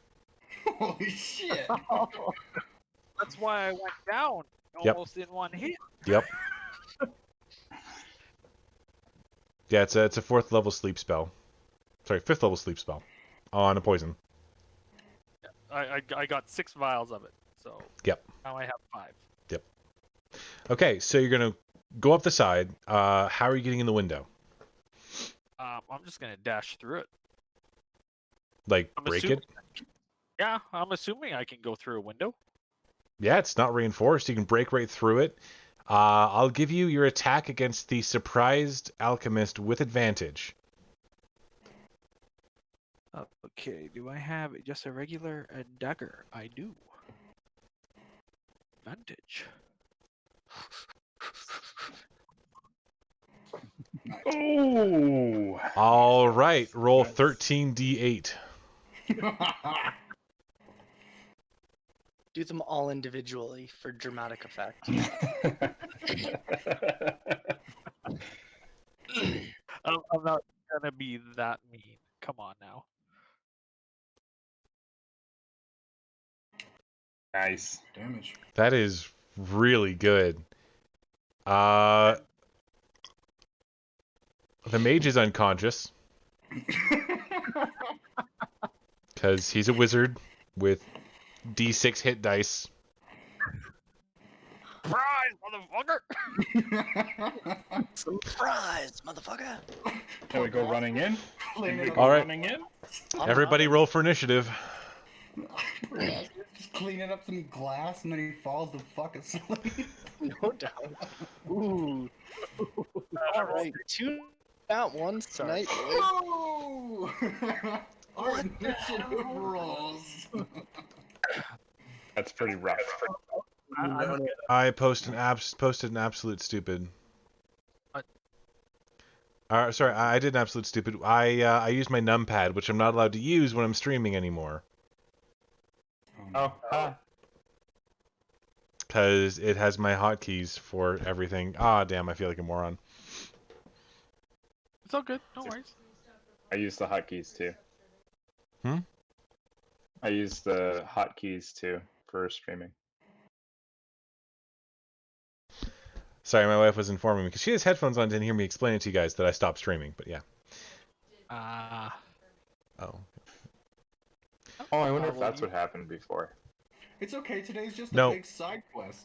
Before it actually glitched. Like the Streamlabs popped up thing said, "Hey, your stream is broken."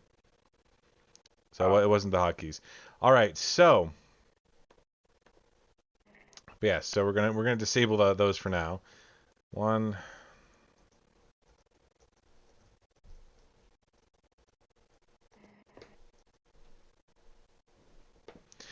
So I'll actually get the roll for them going.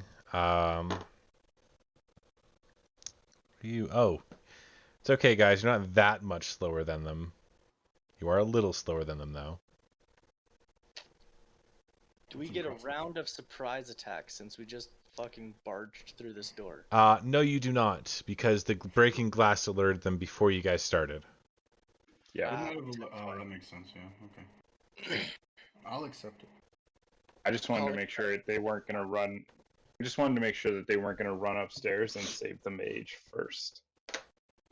Yeah, basically. Okay, so you guys burst into the door. There are 8 people standing there, like immediately already ready for combat. You can see they have a short sword and long sword drawn in each hand, and they're waiting just to take you out. But the first person to actually go is going to be double checking. I think it's Ragnar actually. Yeah. Yeah, Ragnar. Okay. So I'm gonna ask this. Are they technically classified as hostile targets? Since No, you guys have attacked them. They have not attacked you yet. son of a bitch. Okay. Is there a way? Is there a way for me to run upstairs without actually interacting with them? No, to run upstairs, you'd have to run past all of them, provoking a lot of attacks of opportunity. What if I run on the wall? The house isn't big enough, my good sir. Like, it's not a mansion. Yeah. The first floor is only like maybe 10 feet, maybe at best. It's 8 feet, so they would be able to attack you no problem. However, if they do attack you, then they would be hostile. Mm-hmm. Yes, but that's a lot of guys to attack right off the bat. You're fine. Just run up to one dude, run back, attack you, then attack him. Okay. Shit, and this is shitty because I'm first. Damn thing. How far? And since I'm first one in, I'd be the first one into the. Or are we all inside the building right now? No, most of you guys are outside. You broke down the door. You're running in by yourself right now. Damn it. Okay. Well, says Levi, I'm going to rage. Mm-hmm. Because that seems like an appropriate time to do that. Fair enough. You can try to intimidate them. I can try to what? Intimidate them. It's not hostile. I guess, yeah. I'm gonna rage and then attempt to intimidate them because Okay. I can't actually attack them first without disadvantage. Well, then just prepare for an attack when they. Not to be raining on your parade, but you have an attack that doesn't apply disadvantage at all. You go blep with your breath. Oh, yeah, I guess. Yeah, I can. They're all pretty much in a line. Oh, are they all in a line? Yep, pretty much. They're in a All hallway. right, well, I'll use my breath attack then. Excellent. What about the prostitutes? They're off. They're in a separate room. What's your save difficulty? I had it on here. Was it like a 13 or a 14? Yeah, I think mine's only a 13. It's not that big. Okay, how much damage are you doing, my good sir? It is only it's 2d6 on a fail. Okay, we'll roll the 2d6, good sir. Oh, I was just Oh, oriented wow. from the door. The door was spooky. Uh, Why do I not have that on there? Books right here. I guess that's my turn because they're not within close Doors combat. smell. They're not. Runs in and sneezes on all of them. yeah, just a little achoo, and like small sparks went out, but that was about it. Perfect. Okay. Just so you know, like the way it is set up now, they're not standing like 8 side by side. There are 2 in the front, and then there are a bunch behind. Like they're in rows of 2. You can see the 2 in front do have a long sword and short sword. The ones in back all have heavy crossbows. So they're not all able to engage you at once. Rocks. You're upstairs. You hear a kind of commotion downstairs. It sounded like a loud barking cough. And I think you're muted, Mark. Oh, nope. Can't hear you, good sir.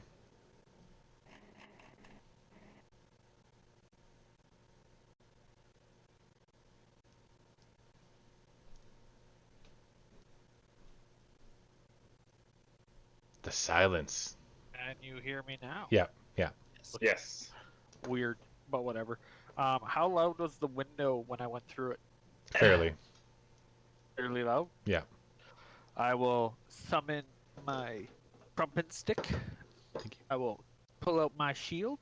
Mhm. Actually, I'll put the dagger away, summon my crumping stick, pull out my shield, and then just wait, because I don't think this guy's going to wake up anytime soon, from No. what I recall. No, probably not. He needs to receive magical healing first. Okay, perfect. So he's out for a little while. Anyway. Yes, he is. And I'll just wait, if any, and I'll try and get as close to the door to prevent people from coming in, like, Okay. to overwhelm me, if that makes sense. Yalak, you're up next. Well, I'm just gonna run on into that first dude and just give him a good ol' puncher doodles. Do it up. So you're running in Punch him with against the first doodles. guy? Well, I'm not running into Ryan and punching him. I'm running to the first enemy. Yeah, that's fair. Just start beating on Ryan, get scared. Ooh. Oh no! You start beating on Ryan. High or low? We'll go with high. I'm feeling lucky.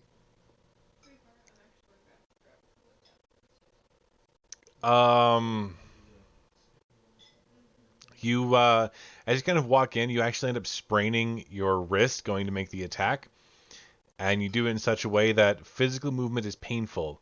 You will have disadvantage on any unarmed strikes for the next 10 rounds, A minty. unless you receive magical healing. Ah, good. Trip on my own frickin' feet. Yeah, Go pretty figure. much. You still have the rest of your combat round though. You didn't lose it. Cool. Well, I guess I'll just do another, just frickin' be pissed off that I broke my wrist and, hit the guy with a quarterstaff. Go for it. Okay. So you make the swing, and he actually catches it on his armor, and it deflects without doing any damage. Oh, wonderful. All right. Is there anything else you want to do? Yeah, I think we're gonna have to. Is it on here? Where's the other guy? No, I guess that's all I can do right now. Okay, so the 2 in the front, one's going to take a swing at you, one's going to take a swing at Ragnar. Sorry, 2 swings each. 3 swings each. Oh, they do have more attacks. Okay. Yeah, just keep adding fives. Right. It's a 20 to hit. Nope, that's not going to hit. And end it off with a nat 20. That's a good start, boys. Is that to me, Sorry? is that to me or Ragnar? That would be to Ragnar first. So Ragnar, that's going to be with half damage to me. Yep, it will be half damage. The first attack you take will be 3 damage. He swings the longsword at you. He goes in for a secondary jab with a longsword, but you manage to block it, and tries to finish it off with a quick jab from the short sword at his side, and you end up taking 3 points of damage from that. So I think you've taken a total of 6 damage this turn. Yeah. The other guy is going to go and try and attack Yaluk. He's gonna murder me. It's 22 to hit and 20 to hit. Oh, little hitter. Okay, so the first attack with a slash of a longsword, he's going to deal 12 points of damage, and then following up with a short sword, he deals 4. So you take a total of 16 this round. Ouch. Being engaged in melee combat, they don't want to target you, the guys in the back. Instead, each one is going to take a look at the door, and those of you outside of the door, which should be Me. Aiden and Escanor. Aiden Escanor, I think. Yep, Aiden Escanor. Okay, you're each going to take 3 attacks from a heavy crossbow. So, against Aiden first, no. Again, a no. And a third, nope. And then against Escanor next, nope. Nope. And a yes. Yes, one of them hit. And that's going to be dealing... So, Escanor, you're going to take 9 points of piercing damage as one of the heavy crossbow bolts manages to actually hit you and knock you backwards just a little bit. Not enough to move you a step or anything like that, but knock you backwards indeed. And then they'll spend their movement reloading. So it'll go to Aiden. Well, I've got my shield out. Mhm. I've got my longsword out. Mhm. I believe I'm standing in the doorway. Mm-hmm. And how big is this place? And who is the closest one? So in front of you are Ragnar and Yaluk. They're looking down a hallway. There's a room directly off to your left, which there's a big, large open area where you can see there are a few people huddled together on the inside, mostly women. There is a door set off to the right that's partially open. You can see it used to be a coat room, but now it's just being used as a junk space. And straight ahead, past all 8 of these goons, you can see that there is a stairway leading up, and then another blank space off to the left. Okay, my focus is getting towards that stairway, so I am going and blocking it off. So I am going to fight my way over there, I guess. Just gonna kind of saunter through the room with my sword up to the closest guy who's in my way. Okay. So you can actually tell by the architecture. If you go left through the room with the women, you can probably, within a turn, make it to the stairs. If you dash. Going through these guys, they are probably going to be a fairly efficient blockade. They're shoulder to shoulder blocking the hallway. So I can bypass them by dashing. Yes. Okay, I'm going to do that, because I want to get to those stairs. Okay, so you dash around, and you get through the one room into the next, and as you move up to the stairs itself, you hear a clatter behind you, and through one of the rooms that you just came into, you can see a few folks stumbling in from the outside. There are 3 unarmed roughnecks that look like they're ready to beat you in, kind of thing, beat your face in, as you kind of stand on the base of the stairs, preventing anyone from getting in. You do have half cover against the crossbowmen now. And then I'm going to cast Shield of Faith on myself. And I'm going to stand on the stairs like a fucking wall. Just say, come at me. Fair enough. Okay. I am not going to fight a fucking mage. Escanor? Alright. Fuck yeah. I am going to huck a javelin at the dude who shot me. All right, go for it. Oh, you have javelins. I do. You guys gotta roll better, man. I do. The javelin bounces harmlessly off of the armor. Alright, and then for my second attack, I'm going to attack the closest melee guy. Okay. So you kind of walk up, you get into a rough melee position to be able to attack. Go ahead. Holy fuck. And he parries it immediately with a short sword, not giving you any chance to actually finish off your attack. I'm gonna add +10 to that roll. Using... Where's my fucking button? Hold on. Using the I said so button. Yeah, using the fuck you, I want it. Channel Divinity? Is it a bonus action or a reaction?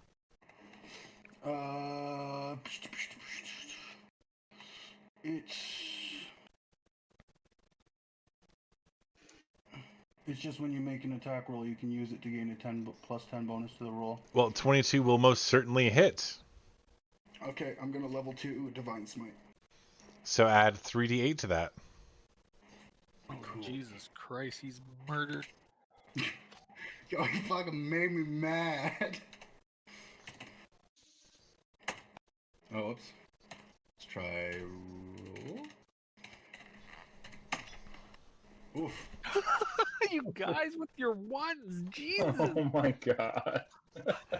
Okay, so you deal a significant amount of damage. You smite him, the glow suffuses his body. It's not as effective as it was against the undead. Kind of rocks backwards a little bit, and he has a squinty look to his face, but he's not out of the fight yet. Okay. My bonus action. Mm-hmm. I'm going to use my shield to give Yalak +1. All right, Yalak is +1 to his AC. I'd appreciate that. Thank you.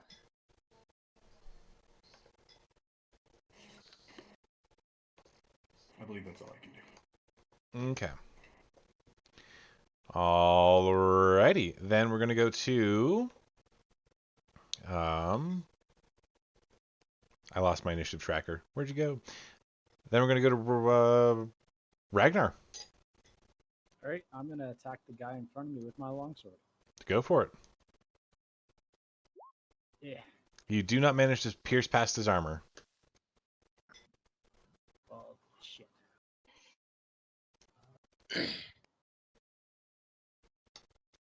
So many low rolls tonight. I can break some dude's leg by tripping him, but I can't punch anybody. I break my own wrist. Yep. Oh my gosh. I'm literally like a punching character and break my own wrist. Starting to get pathetic. It's okay, you still have a staff. Yep. Oh, fuck. Devin, that guy's gonna need to make a dex save because I'm going to hit him with my lightning from my rage. He will succeed in the dex throw. Okay, so he's taken half of that. 2.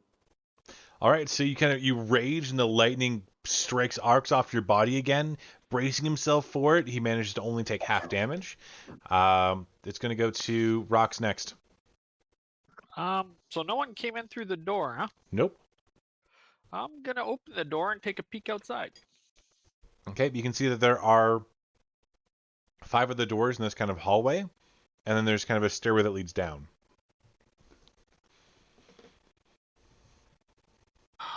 Do I want to leave him here? How heavy does this guy look? He's a very large orc, about 6.5 feet tall, probably around 350 to 400 pounds. I am not carrying him in any way, shape, or form. Can I cast invisibility on him? No. Wait. Just finish him off real quick. I don't really. He's not a threat. I just don't want someone to abscond with him. He has answers to questions. And I am... Yes, you actually can. It defines a creature you touch, not a willing creature. Sweet. I cast invisibility on him. He is invisible. Okay, then I start walking down the hallway. Okay, so you get to the end of the hallway. You can see at the base of the stairs, Aiden is there, and there's a lot of clamor and noise coming from upstairs now that you're over here now. Okay. Sweet. That's it for you, though? Yep, that's it for me. Okay, it's going to go to Yalak. Well, I'm gonna... So I just get disadvantage if I'm on unarmed strike, right? Yep. Cool. You can just make 2 swings with your quarterstaff. Yeah. Yeah, I'll probably have to just do that. Just do 2 swings on the dude. Because there's no way, like, this is a hallway. I can't just, like, use a disengage and get around to the backside, eh? You could, but you'd be like disengage and then dash around to the back would put you between the crossbowmen and the 3 roughnecks that just came in. Between the roughnecks and the crossbowmen, eh? Mm-hmm. And I wouldn't have seen these other roughnecks that just came in, right? You can see them now. Yeah. I can? Okay. Mm-hmm. Because I can use... Because I can use Step of the Wind for a key point and double my distance. Mm-hmm. Which is also disengage. Or take disengage or dash. So I can disengage using Step of the Wind and run over to those unarmed roughnecks. And I can go and attack them twice then, eh? Well, Step of the Wind works as disengage or dash. Doesn't work as both. But the disengage would be able to disengage me from the fight I'm in, and then I'd be able to take the 30 steps to those, or the 35 movement speed to the roughnecks that just came in. You couldn't like walk through these guys. There's no room for you to move through them. You have to go all the way around, which is about a 60-foot trek. Even to the roughnecks right now? Yeah. Okay. That's why Aiden had to dash. Yeah. Yep. That's why I couldn't dodge as well. Okay. Well, I'm not super happy about taking all these hits. So I'll do the Step of the Wind, disengage myself over, and then take my 30 feet as far as I can to the over towards where those roughnecks just came in. Okay. And make myself present to them. Oh. All right. Sounds good. Then it will be the veterans. I say veterans. You guys don't even know what I mean. I know what you mean. Yeah. You're aware of just how potentially screwed you guys are right now. That's good.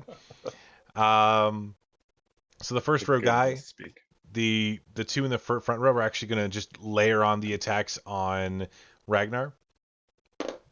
Nope. And nope. And nope. And then longsword. Okay.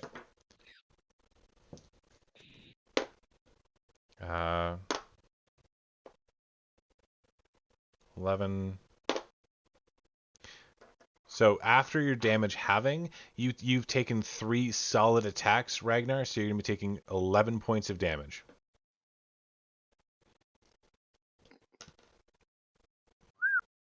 Then the other crossbowmen are going to look around for somebody to shoot. They can't shoot Aiden. They can't shoot the monk. So Escanor, you're going to take... I'm in melee range, aren't I? You are. Oh, yeah, they wouldn't want to shoot into melee.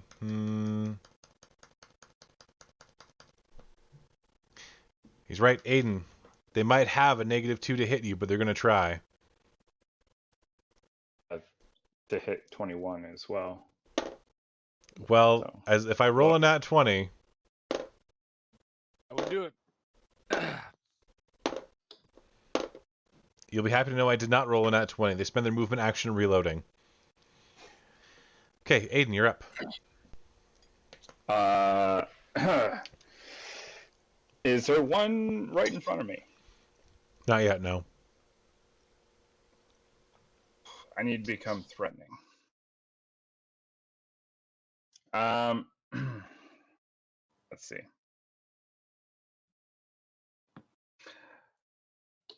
I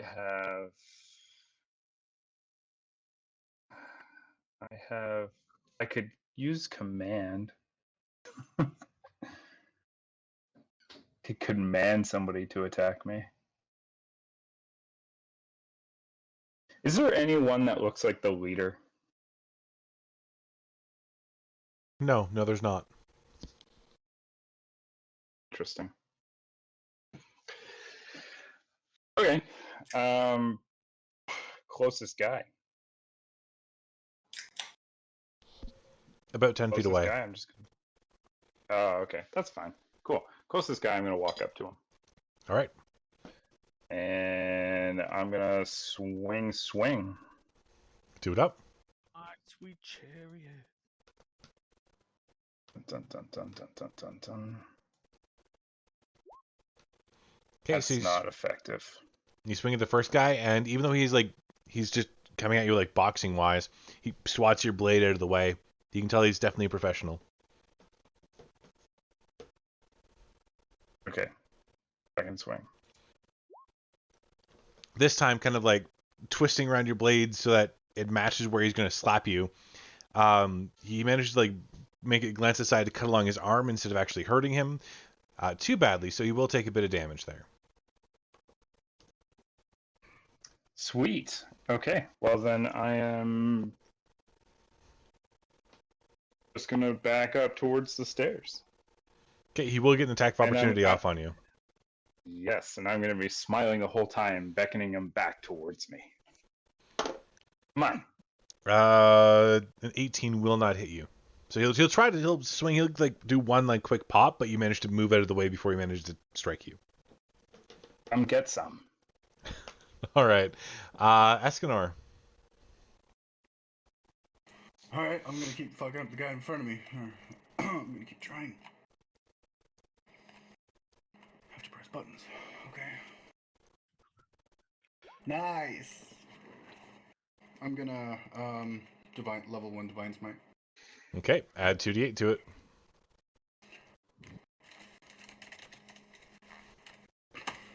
There we go. There it is. Oh, nice. So that's 20 points of damage. You hit him, and you can tell that he's breathing a little heavier. You can see the energy's really taking the toll on him. His wound is bleeding freely, and he's definitely bloodied. Cool.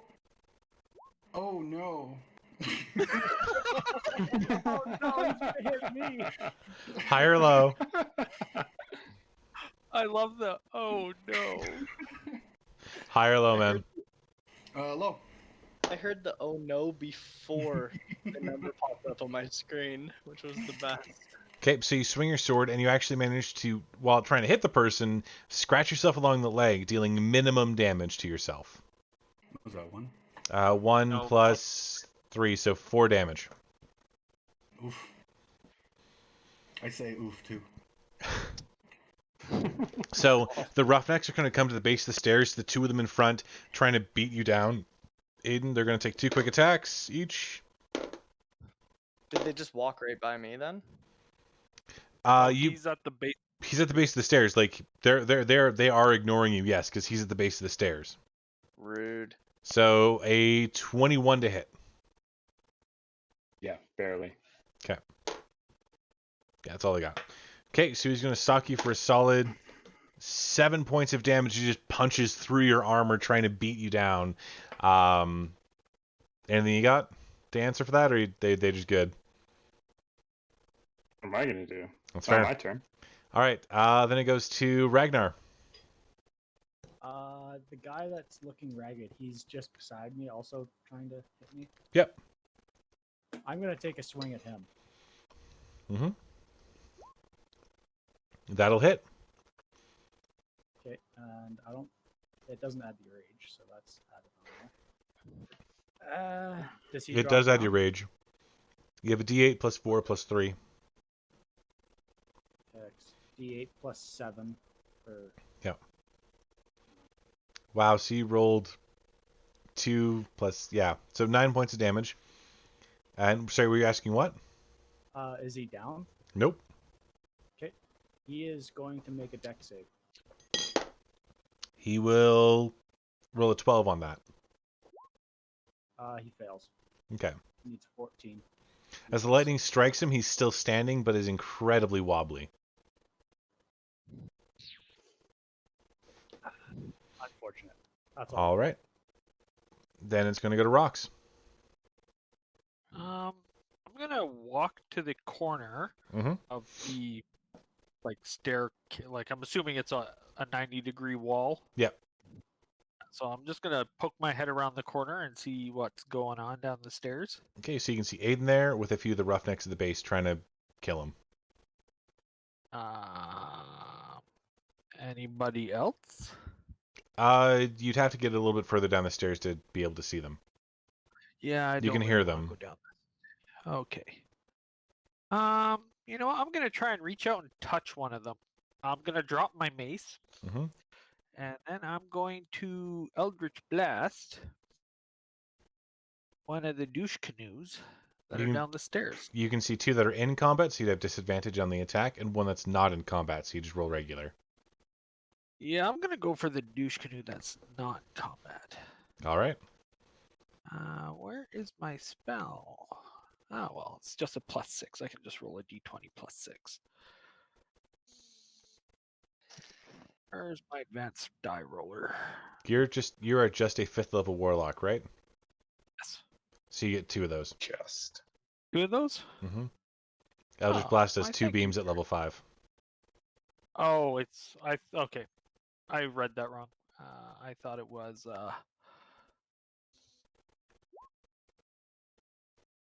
Oh, let's go. yeah, it's a 12 and a Oh, 15, so that's an I- 18 and a 21. Those both hit. Thank you. So to be It's on the same die, so I'll just roll 1d10 +3. 2d10 plus 6, because it's 2 2d10. damage beams. Oh, Yeah. fair enough. Yeah, both hit, Even both deal better. damage. Yeah. Very low roll, but whatever. So you hit the guy in back, and he is just smacked twice with these like eldritch blasts that come out of your hand, and he takes a moment and looks a little dazed. He's definitely bloodied. Okay, I'm gonna go back to hiding behind the corner.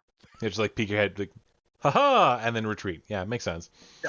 Okay. Then it's gonna go to Yalik. So I got that last 35 feet, and I'm assuming I'm going to be hitting that dude right at the back there that You- just got blasted twice. Absolutely, you are, and you can be within melee range of all 3 of them if you want. Perfect. Well, I'm just going to do just behind the main dude, the dude that just got blasted currently, in case he doesn't go down. Gonna smack him? Yeah, we'll do a quarterstaff here. We'll do a double quarterstaff attack on this guy. Sounds good. Both will hit, and in 2 quick blows, you knock him to the ground unconscious. Perfect. I'm just gonna stand where I am and just see what happens from there. All right, then it's going to go to the other people's turn. So the 2 in front of you. Alright, just ignore me. That's fine. The 2 that are like, one is going to attack Ragnar. Sorry, with 3 quick attacks. That is a nat 20. Rude. That is a 19. Rude. Okay. So it'll be minimum damage. That is 6 points of damage. And then another 5 points of damage, so a total of 11 points of damage this turn after halving. And then 3 are going to go for Escanor.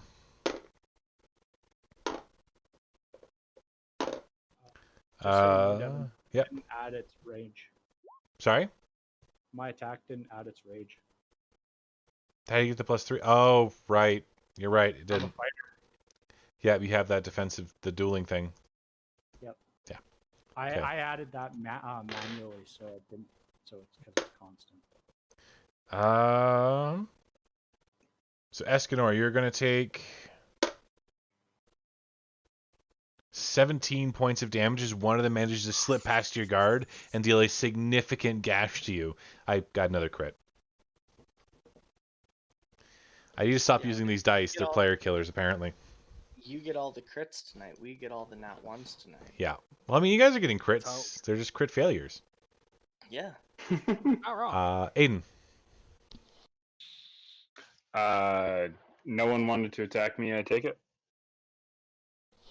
I completely forgot the 6 archers. You're in melee combat. They've attacked with disadvantage. No, the rear 2 crossbowmen are going to drop their crossbows, draw, and as their movement action to get behind, kind of flanking Yaluk. They're going to draw their long swords. And as their action, they're going to draw the short swords, and then they'll wait their turn out. The other 4 will do nothing for now, waiting. So yes, now it's your turn. Okay. I'm just gonna cast command. I'm gonna say I'm gonna look directly at the. Let's see, which one looks the healthiest? There's the roughneck on your right, the roughneck on your left, and then the 2 very heavily armored dudes in the back. The one that looks the best would be like one of the 2 in the back. The 2 in the front of you have a little bit of damage each. Oh, okay. Well, the ones that are in front of me, I'm just gonna look directly at the one. I'm gonna go approach, and they have to make, I believe it's a wisdom saving throw. How does a 4 total let me do- sound? Well, whatever it is, they're gonna fail. Yeah. 4 total. Whatever it is, they're gonna fail. Yeah. So the target moves towards you by the shortest and most direct route, ending its turn if it moves within 5 feet of you. Okay. It will do so on its turn. And I just stare down at him. I go, "Yep, you're next. Yep." All right. Then it goes to Escanor. All right. Well, give me a sec here.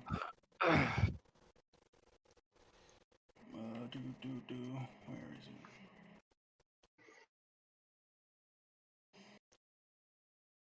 it? Do. Do.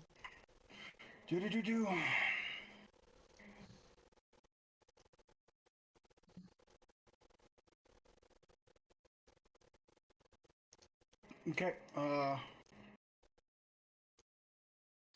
Give me a sec. Fine. Give me multiple seconds. 2. Alright, I'm just gonna attack them. All right. Go for it.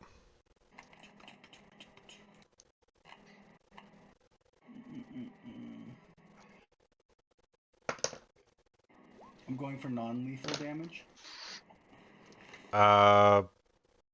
Okay. So you take the broadside of your longsword and swing against the guy that you have been hitting, and he drops like a sack of potatoes, just down to the ground. Neat. Didn't kill guard this fucking time, Jesus. Alright, let's attack again, I guess. Attack the one in front of Ragnar, or move up to one of the crossbowmen.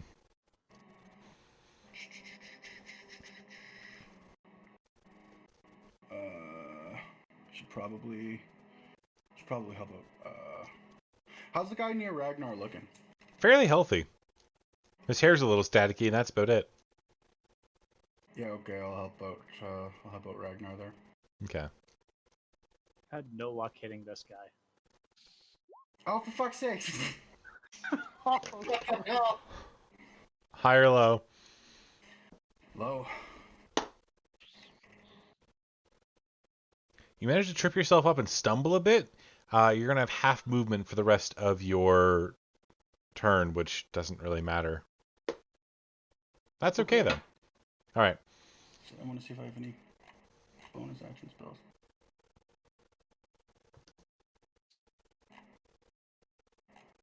That's not a good idea. That's not a good idea.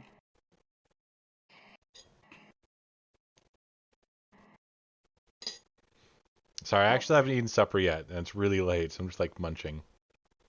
No worries. Nope, nothing I can do. Okay. So the one that's like right in front of you, he's already within 5 feet of you, so he just ends his turn. The other one tries to swing at you 3 times. Sorry, twice. He only has twice. That's 19 to hit. Aiden, sorry. I think 19 does hit you, right? Nope. Nope. I have 21 AC. 20 doesn't hit you then. All right. It's going to go back up to Ragnar's turn. All right, I am going to do a few things here.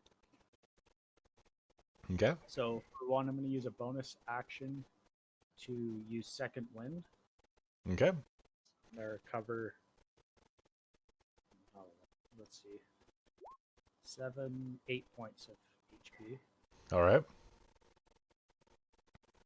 And then I'm going to reckless attack the guy in front of me. All right. So you attack with advantage. Nice. 5 look. All right. that's So That's that'll a be lot of damage. Holy shit. 17 points of damage because I'm still raging. Yep. And Wow, that's a big old baby. That's a and big old he's going to make a deck save as well. Oh my god. He rolled a 20 for his deck save. He takes half damage. All right. He's looking a little dazed, but not quite bloodied yet. 20 points of damage, single turn. Mm-hmm. I All was right. mad, okay? So then it's going to go to Rocks. So the one guy that I shot last round is now engaged with. He's unconscious. He's unconscious. done. Okay. Yeah. And then there's 2 engaging Aiden, or did they back up and now I can't see them? So there are 2 engaging Aiden, and then there are 2 engaging Yalak. But Yalak is kind of flanked at the moment. Okay, well, I will assist Yolik with Appreciate long range sharpshooting at disadvantage. All right. Do it up. I'm sorry if I hit you, I don't mean to. The way the night's been working. Oh. Oh my god. Oh. That's the other. I vote we should start forcing the DM to use Roll22. I High or low? You know what? I'm gonna use my inspiration to reroll that. Okay. That 7 there. So just roll once. Sorry, I don't wanna hurt him. So let's just. Okay, That'll so miss. it's not a Oh, critical well. fail. But you do Okay. smack one of them for 6 points of force damage. Perfect. All right. Anything else you got? I'm just recharging my dash. It's fair. Just I don't have to dash. Okay, so then it's going to go to Yellick. So I'm being flanked currently. Yes, there are 2 Raftnecks on one side of you and 2 of the heavily armored guys on the other side. Cool. And one guy got hit. One guy did get hit. If you attack the Roughnecks, you will have advantage. Because Cool. Aiden is helping you flank them. Thanks, Aiden. Welcome. Would it be a bonus action or a full action to grab my vial of acid and just whip it at some dude's face? To retrieve a stowed item would be a full action. So I'd be able to grab it and throw it at some dude's face all in the same turn? You'd be able to retrieve it, but not throw it. Ah, that's not minty. Unless you have a bandolier. You need That is the or a opposite thief. Mm-hmm. That is the opposite of minty. Can I get to the other side of the unarmed dudes? You with an acrobatics check and using your action, you probably could, yes. So if I spent a key to use my Step of the Wind, The acrobatics check would still be part of an action. so then I still wouldn't be able to attack the dudes. No. Well, then let's just attack the dude that just got attacked. Okay. Because I feel like either way, I'm in for a rough time here. Keep in mind that if you do take out the Roughnecks before, they no longer have advantage against you. And the Roughnecks seem to be quite a bit weaker. Just trying to help you out. No, I know. I just got attacked by the other dudes last time, and that hurt me sucked? for at least a third of my health. And now I've got 2 of them, so we're not looking good here, boys. All right, well we'll do a roughneck. Okay. Which I'll attack whichever of the 2 is Currently weaker. closest and weakest. Yeah. Okay. So go ahead and roll with advantage. Cool. Okay, that hits. Cool. And then we'll go. And then if I attack if I go Fury of Blows on them, I have disadvantage for unarmored, but advantage, so it's normal attack. It's normal attacks, yep. Cool. Nice. Okay, so your first unarmed strike actually, because you can do 1 quarterstaff attack, then 1 unarmed strike as part of your attack actions, and then do 2 additional unarmed strikes if you use Flurry of Blows. Minty. So you take down the first one, no problem. He drops to the ground. He's unconscious, and you take 2 quick jabs at the one beside him, definitely bloodying him. You've got like a bit of his gross on your knuckles from breaking his nose. Cool. Okay. So it's their turn. So the one in front of Ragnar is going to attack him. With advantage. That's 1 hit. 2 hit. All 3 hit.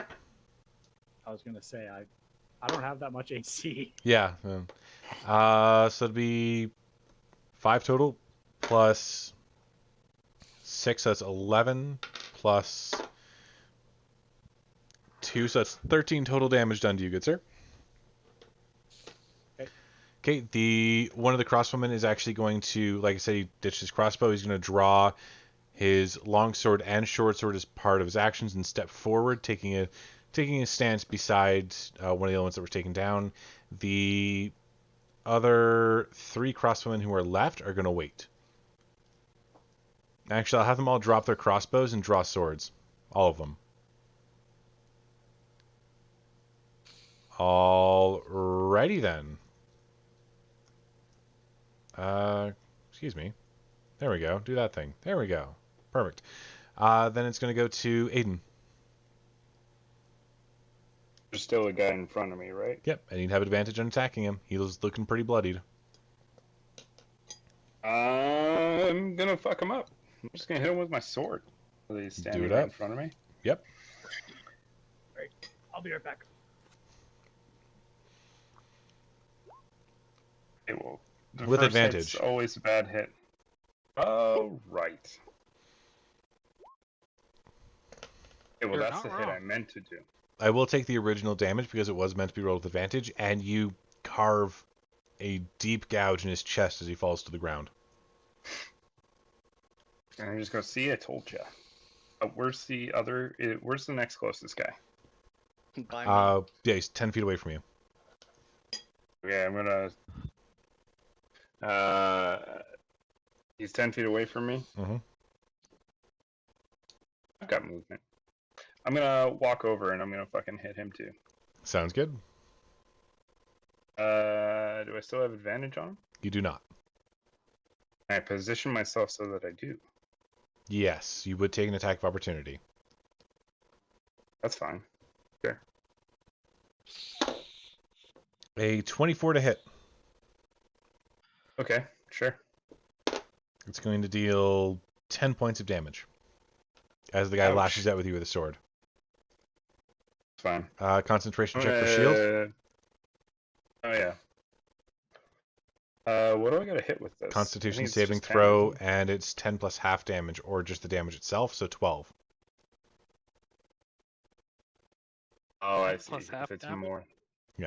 Whichever one is more, 10 plus half or the damage. Gotcha. Oh, whichever one's more. So 10 Yeah. plus half, then I guess. Yeah, which would be 12. Would be 15. No? 10 plus half. Oh, you're right. He dealt 10 points damage, would be 15. Yes, it'd be 15, sorry. You lose your shield. I have inspiration. Alright.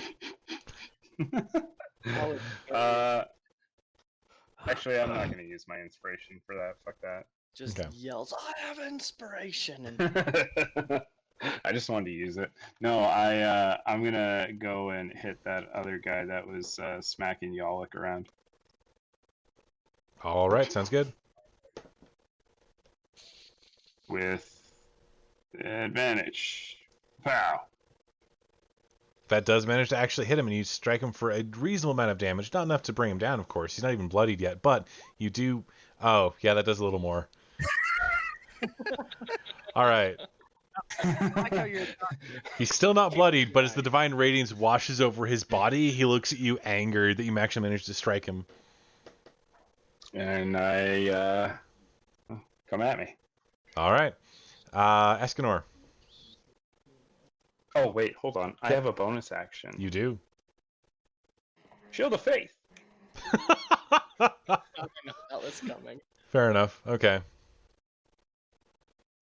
Okay, All right. So that's all for my first level spells. Escanor, you're up. Can I use a bone? Is Ragnar knocked out? No. Oh, no, No. Okay. I'm still pissed. Is he bloodied? I'm looking half bloodied. I don't know what that means. Close to half health. I didn't want to say it out of game. You're not quite bloodied yet. I'm feeling about 50%, okay? Can I Out of use, game, I'm at 20. can I use a bonus action to lay on hands myself? No, it's still a full action to lay on Nope. hands. Oh, it was worth a shot. to molest Ragnar if you want. I'm I good. figured because I was doing it to myself, I might get away with it, but no luck. No, not quite. It's not the time like of you touching somebody, it's the action to concentrate and bring forth the healing energy. That doesn't change.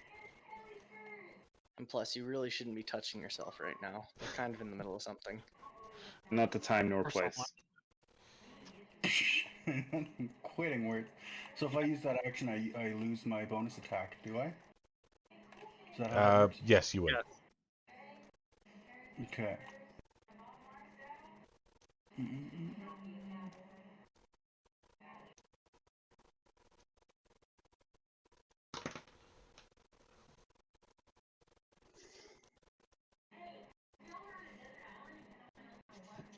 Alright, then I'm going to lay on hands myself and use a bonus action to divine favor. All right, that works. How much are you healing yourself for? 20. Fair enough. You got hit pretty hard. Yeah. Okay, then it's gonna go. It's gonna loop around because the roughnecks are all gone. It's gonna loop around to Ragnar. You're up. I am going to reckless attack the guy that's in front of me, hoping to finish him off. Okay. So 17 points of damage. He's most certainly bloody, but he's not dead yet. And he is going to make a dex save. Yep. 22. Yes. So half of that. Okay, so he's definitely looking bloody. He's a little unstable, but he's still kicking. Rocks. I assume I just see the one guy left. There are two heavily armored folk. There are no roughnecks left. Two heavily armored folk and no roughnecks. Yeah, both are engaged in combat. One's looking worse for wear. Yes, one is looking a little damaged. And looking where I've been, no one's gone to the room that I can tell. As far as you can tell, no one's left any of the doors. You would have definitely heard the doors opening, you think. I would hope so, but I want to stay here. What can I do? I don't really have anything. Well, I guess he's invisibility. How far away is he from me? The invisible dude? No, not the invisible dude is invisible. That's fine. Okay. The heavily armored guy at the bottom of the steps. 25 feet. 25 feet. To pick up my mace would be a move action. Because you dropped it, yes. Yeah, I'll pick it up. Mhm. Actually, hold on. I will shoot with disadvantage first, and then I'll pick it up. Sounds good.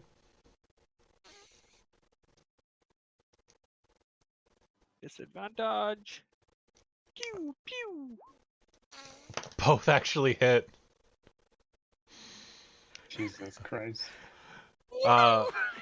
you strike the one that's already looks heavily injured, that's had that holy energy radiate through his body, and as you hit him twice, he stumbles. You can tell he's on his last legs. He's not looking too happy. And then I'll pick up my mace. Okay. Then it goes to Yalak. Well, I just watched this dude get blasted a couple of times, so Yep. He's been rocked with holy and arcane energy like nobody's business. cool. And I still have advantage with this dude, right? Mm-hmm. Cool. So we'll do a solid quarterstaff, and then we'll take a normal with unarmored. Okay, so you smack him with a quarterstaff and actually cave in the back of his skull, causing him to drop to the ground. Cool. So I'll just do a quick disadvantage then to the other dude, right? Yep. Or just a punch. Mm-hmm. Cool. And he manages to fend off your blow. Like, you can't quite get through his armor. Cool. Well, I'm still within range. I'll move to a point where Aiden can have advantage. Because this guy is against a wall, Aiden would actually have to move. You are where you're supposed to be. Okay. All right. It's going to go to them. So the two in the front, the one that's a little disoriented now that he's been rocked a few times by a couple attacks, is going to make 3 attacks against Ragnar. It's a 20 to hit, a 22 to hit. You relentlessly attacked, didn't you? So he actually has advantage. Yep. Oh yeah. So sorry, that was a 22 or a 22 and a 23 and a 17. So all 3 hit. I'm expecting all 3 to hit. 6. Don't even roll. Just say they hit. You take 6 points of damage from all 3 attacks. Yeah, it must be nice. Yeah, but I'm also running low on HP. Okay, and then the other one is going to attack Escanor. 3 attacks. I get hit once 16. for 10 damage. I got hit once for 15. Yeah. Okay, so the 3 attack against you, Escanor, you actually managed to block them all with your shield, taking 3 quick hits in rapid succession. The others that have dropped their weapons, 2 of them are actually going to move up and flank Aiden, getting 3 attacks each. No. Yeah, no. Nope. Nope. Okay, the other set of 3 attacks. That would have been a crit fail if you didn't have advantage, but it's still only a 19 total. 18 total. 21 total. You're taking 2 points of poke damage. Go ahead and roll a Constitution save. Not the good poke down. Got to beat 11. You maintain a concentration on your spell. All right, so Aiden, you're currently flanked. There are 2 beside you, and there's another one like 5 feet away from you, kind of thing, like a 5-foot space between you and him. I know this is running long. I'm sorry, guys. That's all good. No worries. I just I had to didn't peek. realize what time it was. Yeah. How many? I'm awake till 2 in the morning, anyways. There are still 6 of them up. So there was 2 already at Aiden, or did they use their turn to dash over there? They used their turn to move over there. They didn't have to dash. Because they had the straight hallway, right? They didn't have to go all the way around. You guys had to go all the way around. That's right. That's right. Okay, then it's going to go to Aiden. Okay. I, as a ASMR, did I drop out or did? No, you're still there. You're there. I'm plugged. Oh, okay, cool. Okay. Okay, now that I'm pretty well surrounded by guys, I am going to use my Necrotic Shroud. Starting at 3rd level, you can use your action to unleash the divine energy within yourself, causing your eyes to turn into pools of darkness and 2 skeletal, ghostly, flightless wings to sprout from your back. The instant you transform, other creatures within 10 feet of you that can see you must each succeed on a charisma saving throw, or become frightened of you until the end of your next turn. Your transformation lasts for 1 minute or until you end it as a bonus action. And my attacks get extra necrotic damage. What's the save DC? Yeah. It would be 8 plus my proficiency bonus, so 11 plus 3, so 14. All 3 fail. But your friend, your monk friend does have to... Yeah, Tristan fails. He's frightened of you. I'm scared of you. You spooky. What the fuck is that? I just go, finally! And that's my action. And that's my action. So I just I look after all the people running away and I go, where are you going? Come over here. Okay. So they fully have the status frightened? Yeah, Like- just frightened. Me too. It's a Tuesday for me. I write spooked. They don't have to What was the run, range? but they cannot willingly move closer to you. Nice. And they have a disadvantage on all ability checks and attack rolls while you're in their line of sight. Dun, dun, dun, dun. Oh, that's incredible because that's against everybody. So it was only people within 10 feet of him that could be frightened. Oh, okay. While Okay. they have sight of me. I spooked and now I have disadvantage on attack. Yeah, sorry. Yeah.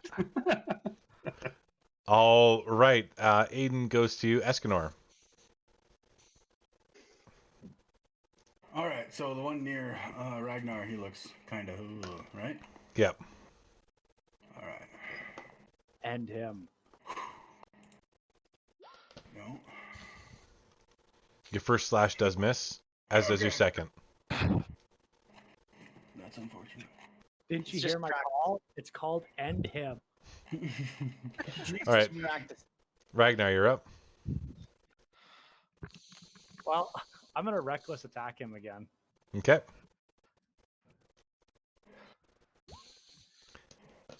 That'll hit. Not enough to kill him, but enough to hurt him severely. He's looking like he's in tatters at the moment. 12 points of damage. Wow, he's tanked a lot. Yep. These Veterans guys are are tough. very tanky. Veterans are Make a tough. dex save. He will fail. He's still standing. Barely, but he's still standing. Like sneeze in his direction, he might fall over. Pretty much. Rocks, you're up. I've done like I'm 35 gonna- points of damage to this bastard. I'm gonna saunter the 25 feet down the steps and Mhm. take a swing. The folks who were frightened? Yes. All right, go for it. Do you want to attack the one? Like, you can put yourself in a position to get advantage on either one of the ones that are attacking Aiden or the one that's attacking Yalak. Your choice.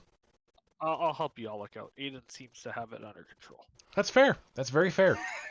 I spooked, man. You can see the fear in my face. Okay, so you go ahead and you can roll with advantage. Good thing you did.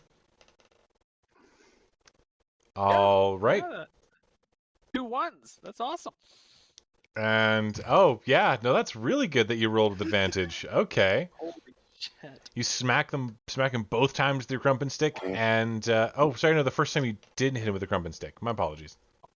The second time you did. Yes. Okay. You managed to do a fair bit of damage, but not enough to bring him down or anything like that. Then it's going to go to... Is there anything else you want to do? Because you still have a bonus action. I don't think I have anything I can do with my bonus action. Okay. Yalak, you're up. You can now regular attack. Can't attack with Perfect. advantage. I'm going to regular attack this dude. Yeah, that's about all I can do. Just good old regular attack him. Oh, Okay. yeah. That does work. And that one doesn't, but the first one did. Perfect. You do have one more attack, because remember, you can use your bonus action to do a regular attack, too. Because you're level 5 monk, you get 2 attacks, and then you can unarmed for a bonus. Oh, bonus. Has to be an unarmed, though, not a quarterstaff. Oh, shit. Sorry.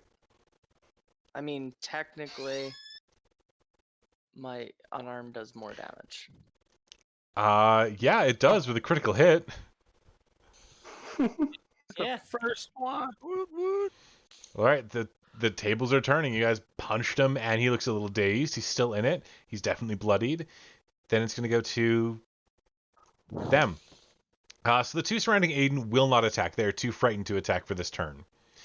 The one by you, however, by Yalak, is going to swing at him half-heartedly 3 times. Rude. 17 to hit? No. Nope. 10 to hit. Nope. And 21 to hit. Yep. For 6 points of damage as he slashes you with his short sword. The one in front of Ragnar is going to attack 3 times with advantage. That was a 15 total. Yep, that hits. Son of a... Come on. It's a 14 total, and that hits. That is a 16 total, and that hits. I'm not even rolling very well. Just I don't have great AC. so that's 4 plus 6 is 10 plus 3 is 13 points of damage. Even halved? Even halved. 3 attacks hit you square. The one in front of Escanor is going to swing at him. Just regular attacks, not, full advantage attacks. An 8, an 8, and a 9 do not hit. All right, it's going to go to Aiden now.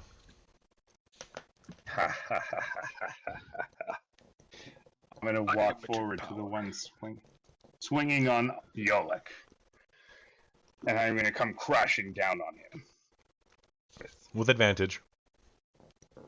crazy force.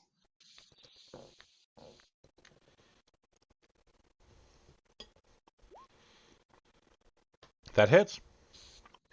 That also is going to do an extra 5 points of necrotic damage for my ability here. Okay, he's still standing. He's bloodied but standing. I'm gonna swing again. Okay, with your second slash, including necrotic damage, he immediately dies. You can see his body shrivel a bit. Go, fear me. I turn around to the next person. I am going to give you inspiration because, yes, that works as I terrifying. already have inspiration. Ah, I already okay. have inspiration. You can pass it off to somebody then if you'd like. I'll give it to y'all. Wasn't even there to As the one acknowledge who's- it. Because I think I tried to give him one last week. 2 weeks Oh, ago. he might have used it though. It's true. I also used it. So okay. Well, I'll give it to Rox then. Okay. Escanor, you're up. I am not shy of begging for your inspiration. Fucking hit this guy again. Nope. Hit him.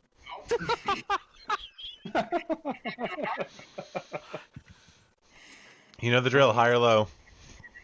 Low.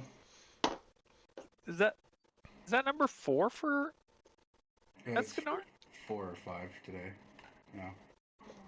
You Three managed is to bad. you hit him in such a way that he actually gets the time to make a quick attack of opportunity against you. With a 22 to hit, he's going to deal 8 points of damage. No. No. Jesus, your rolls are atrocious. I told you sorry. before we even started this campaign that It's they were. true. Just, they're bad, man. They're bad. Ragnar. Honestly, I think your rolls are getting worse and worse as time goes along. I'm just Yeah, gonna they are. regular attack this guy in front of me. Okay. I'm not gonna reckless him. So 10 points of damage. What's that feel like? Probably unpleasant. So you take your sword and you jab it into his ribcage and rip it out, and he falls to the ground bleeding out. you kind of roar in a little bit of victory, finally taking one down. Can I use that as an intimidation to the one beside him? If you take the action next turn, you could, yes. Okay. Can I use my bonus action to drink a potion?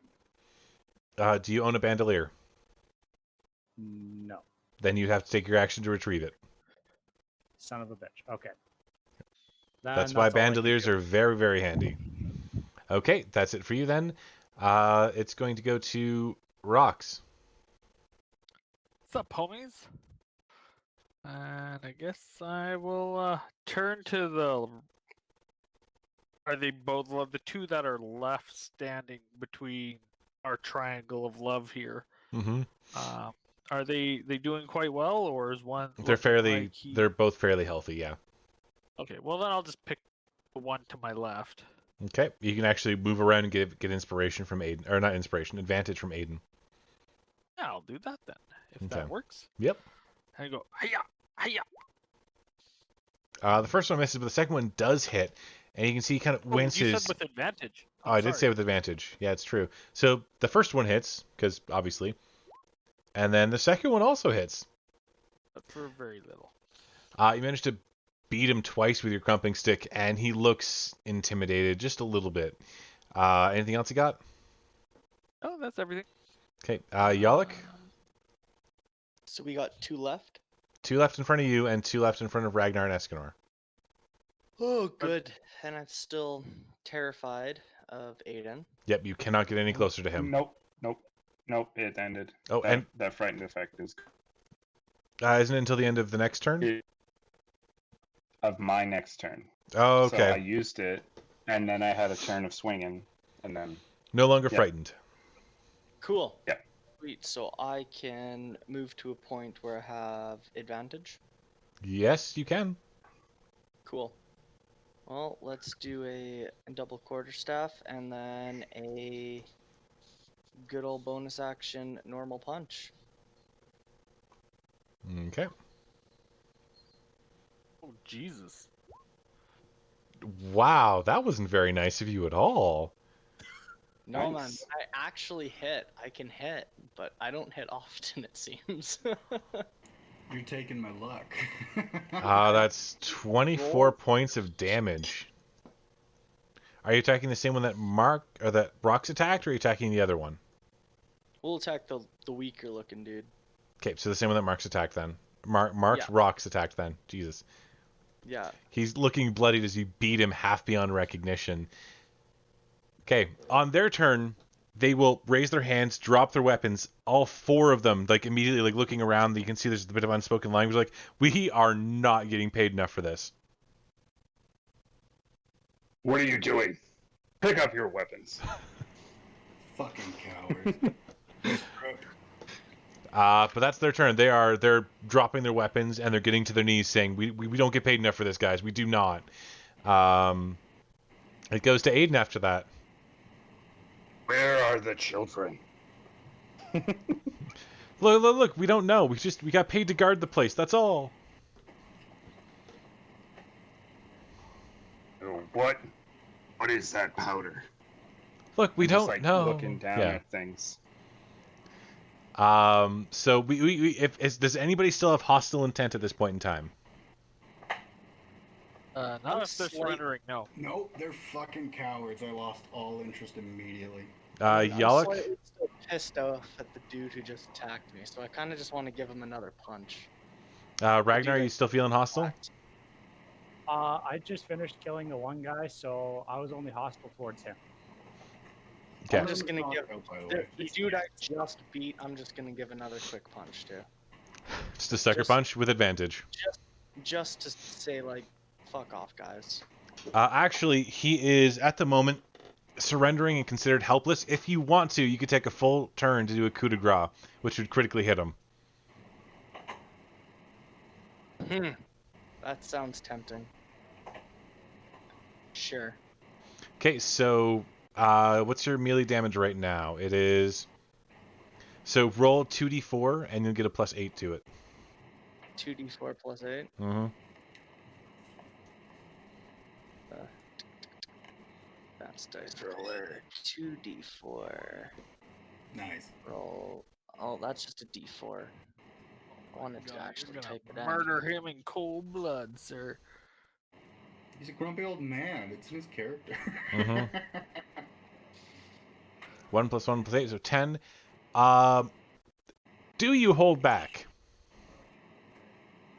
I'm pissed off, but I'm not killing the dude. So we'll Like, call it I we'll kn- call it non-lethal then. Yeah, if I know I'm going to just murder this dude, I'm just going to severely injure him instead. Okay, there's a solid crack as you punch him, and his eyes roll back in his head as he faints. But I think we should leave the interrogation till next time, folks, Before we do that, because it's I midnight. want to strip them all like completely naked, because I don't know what the fuck they've got in their underwear, and I've got 50 feet of rope I can tie them all up with. Okay. That While is they're doing noted that, for next time. Yeah. I'm gonna just take a seat. Yeah, okay. So we'll call it there for the evening. That was that went a little late. You guys actually got into a big fight that was a little against you, but I'm glad you guys managed to actually kick ass enough to make it worth it. Yeah, so we'll say that was good. Thank you. I could see how with the wizard at the top of the stairs it would be a problem. Yes, it Oh, would. yes.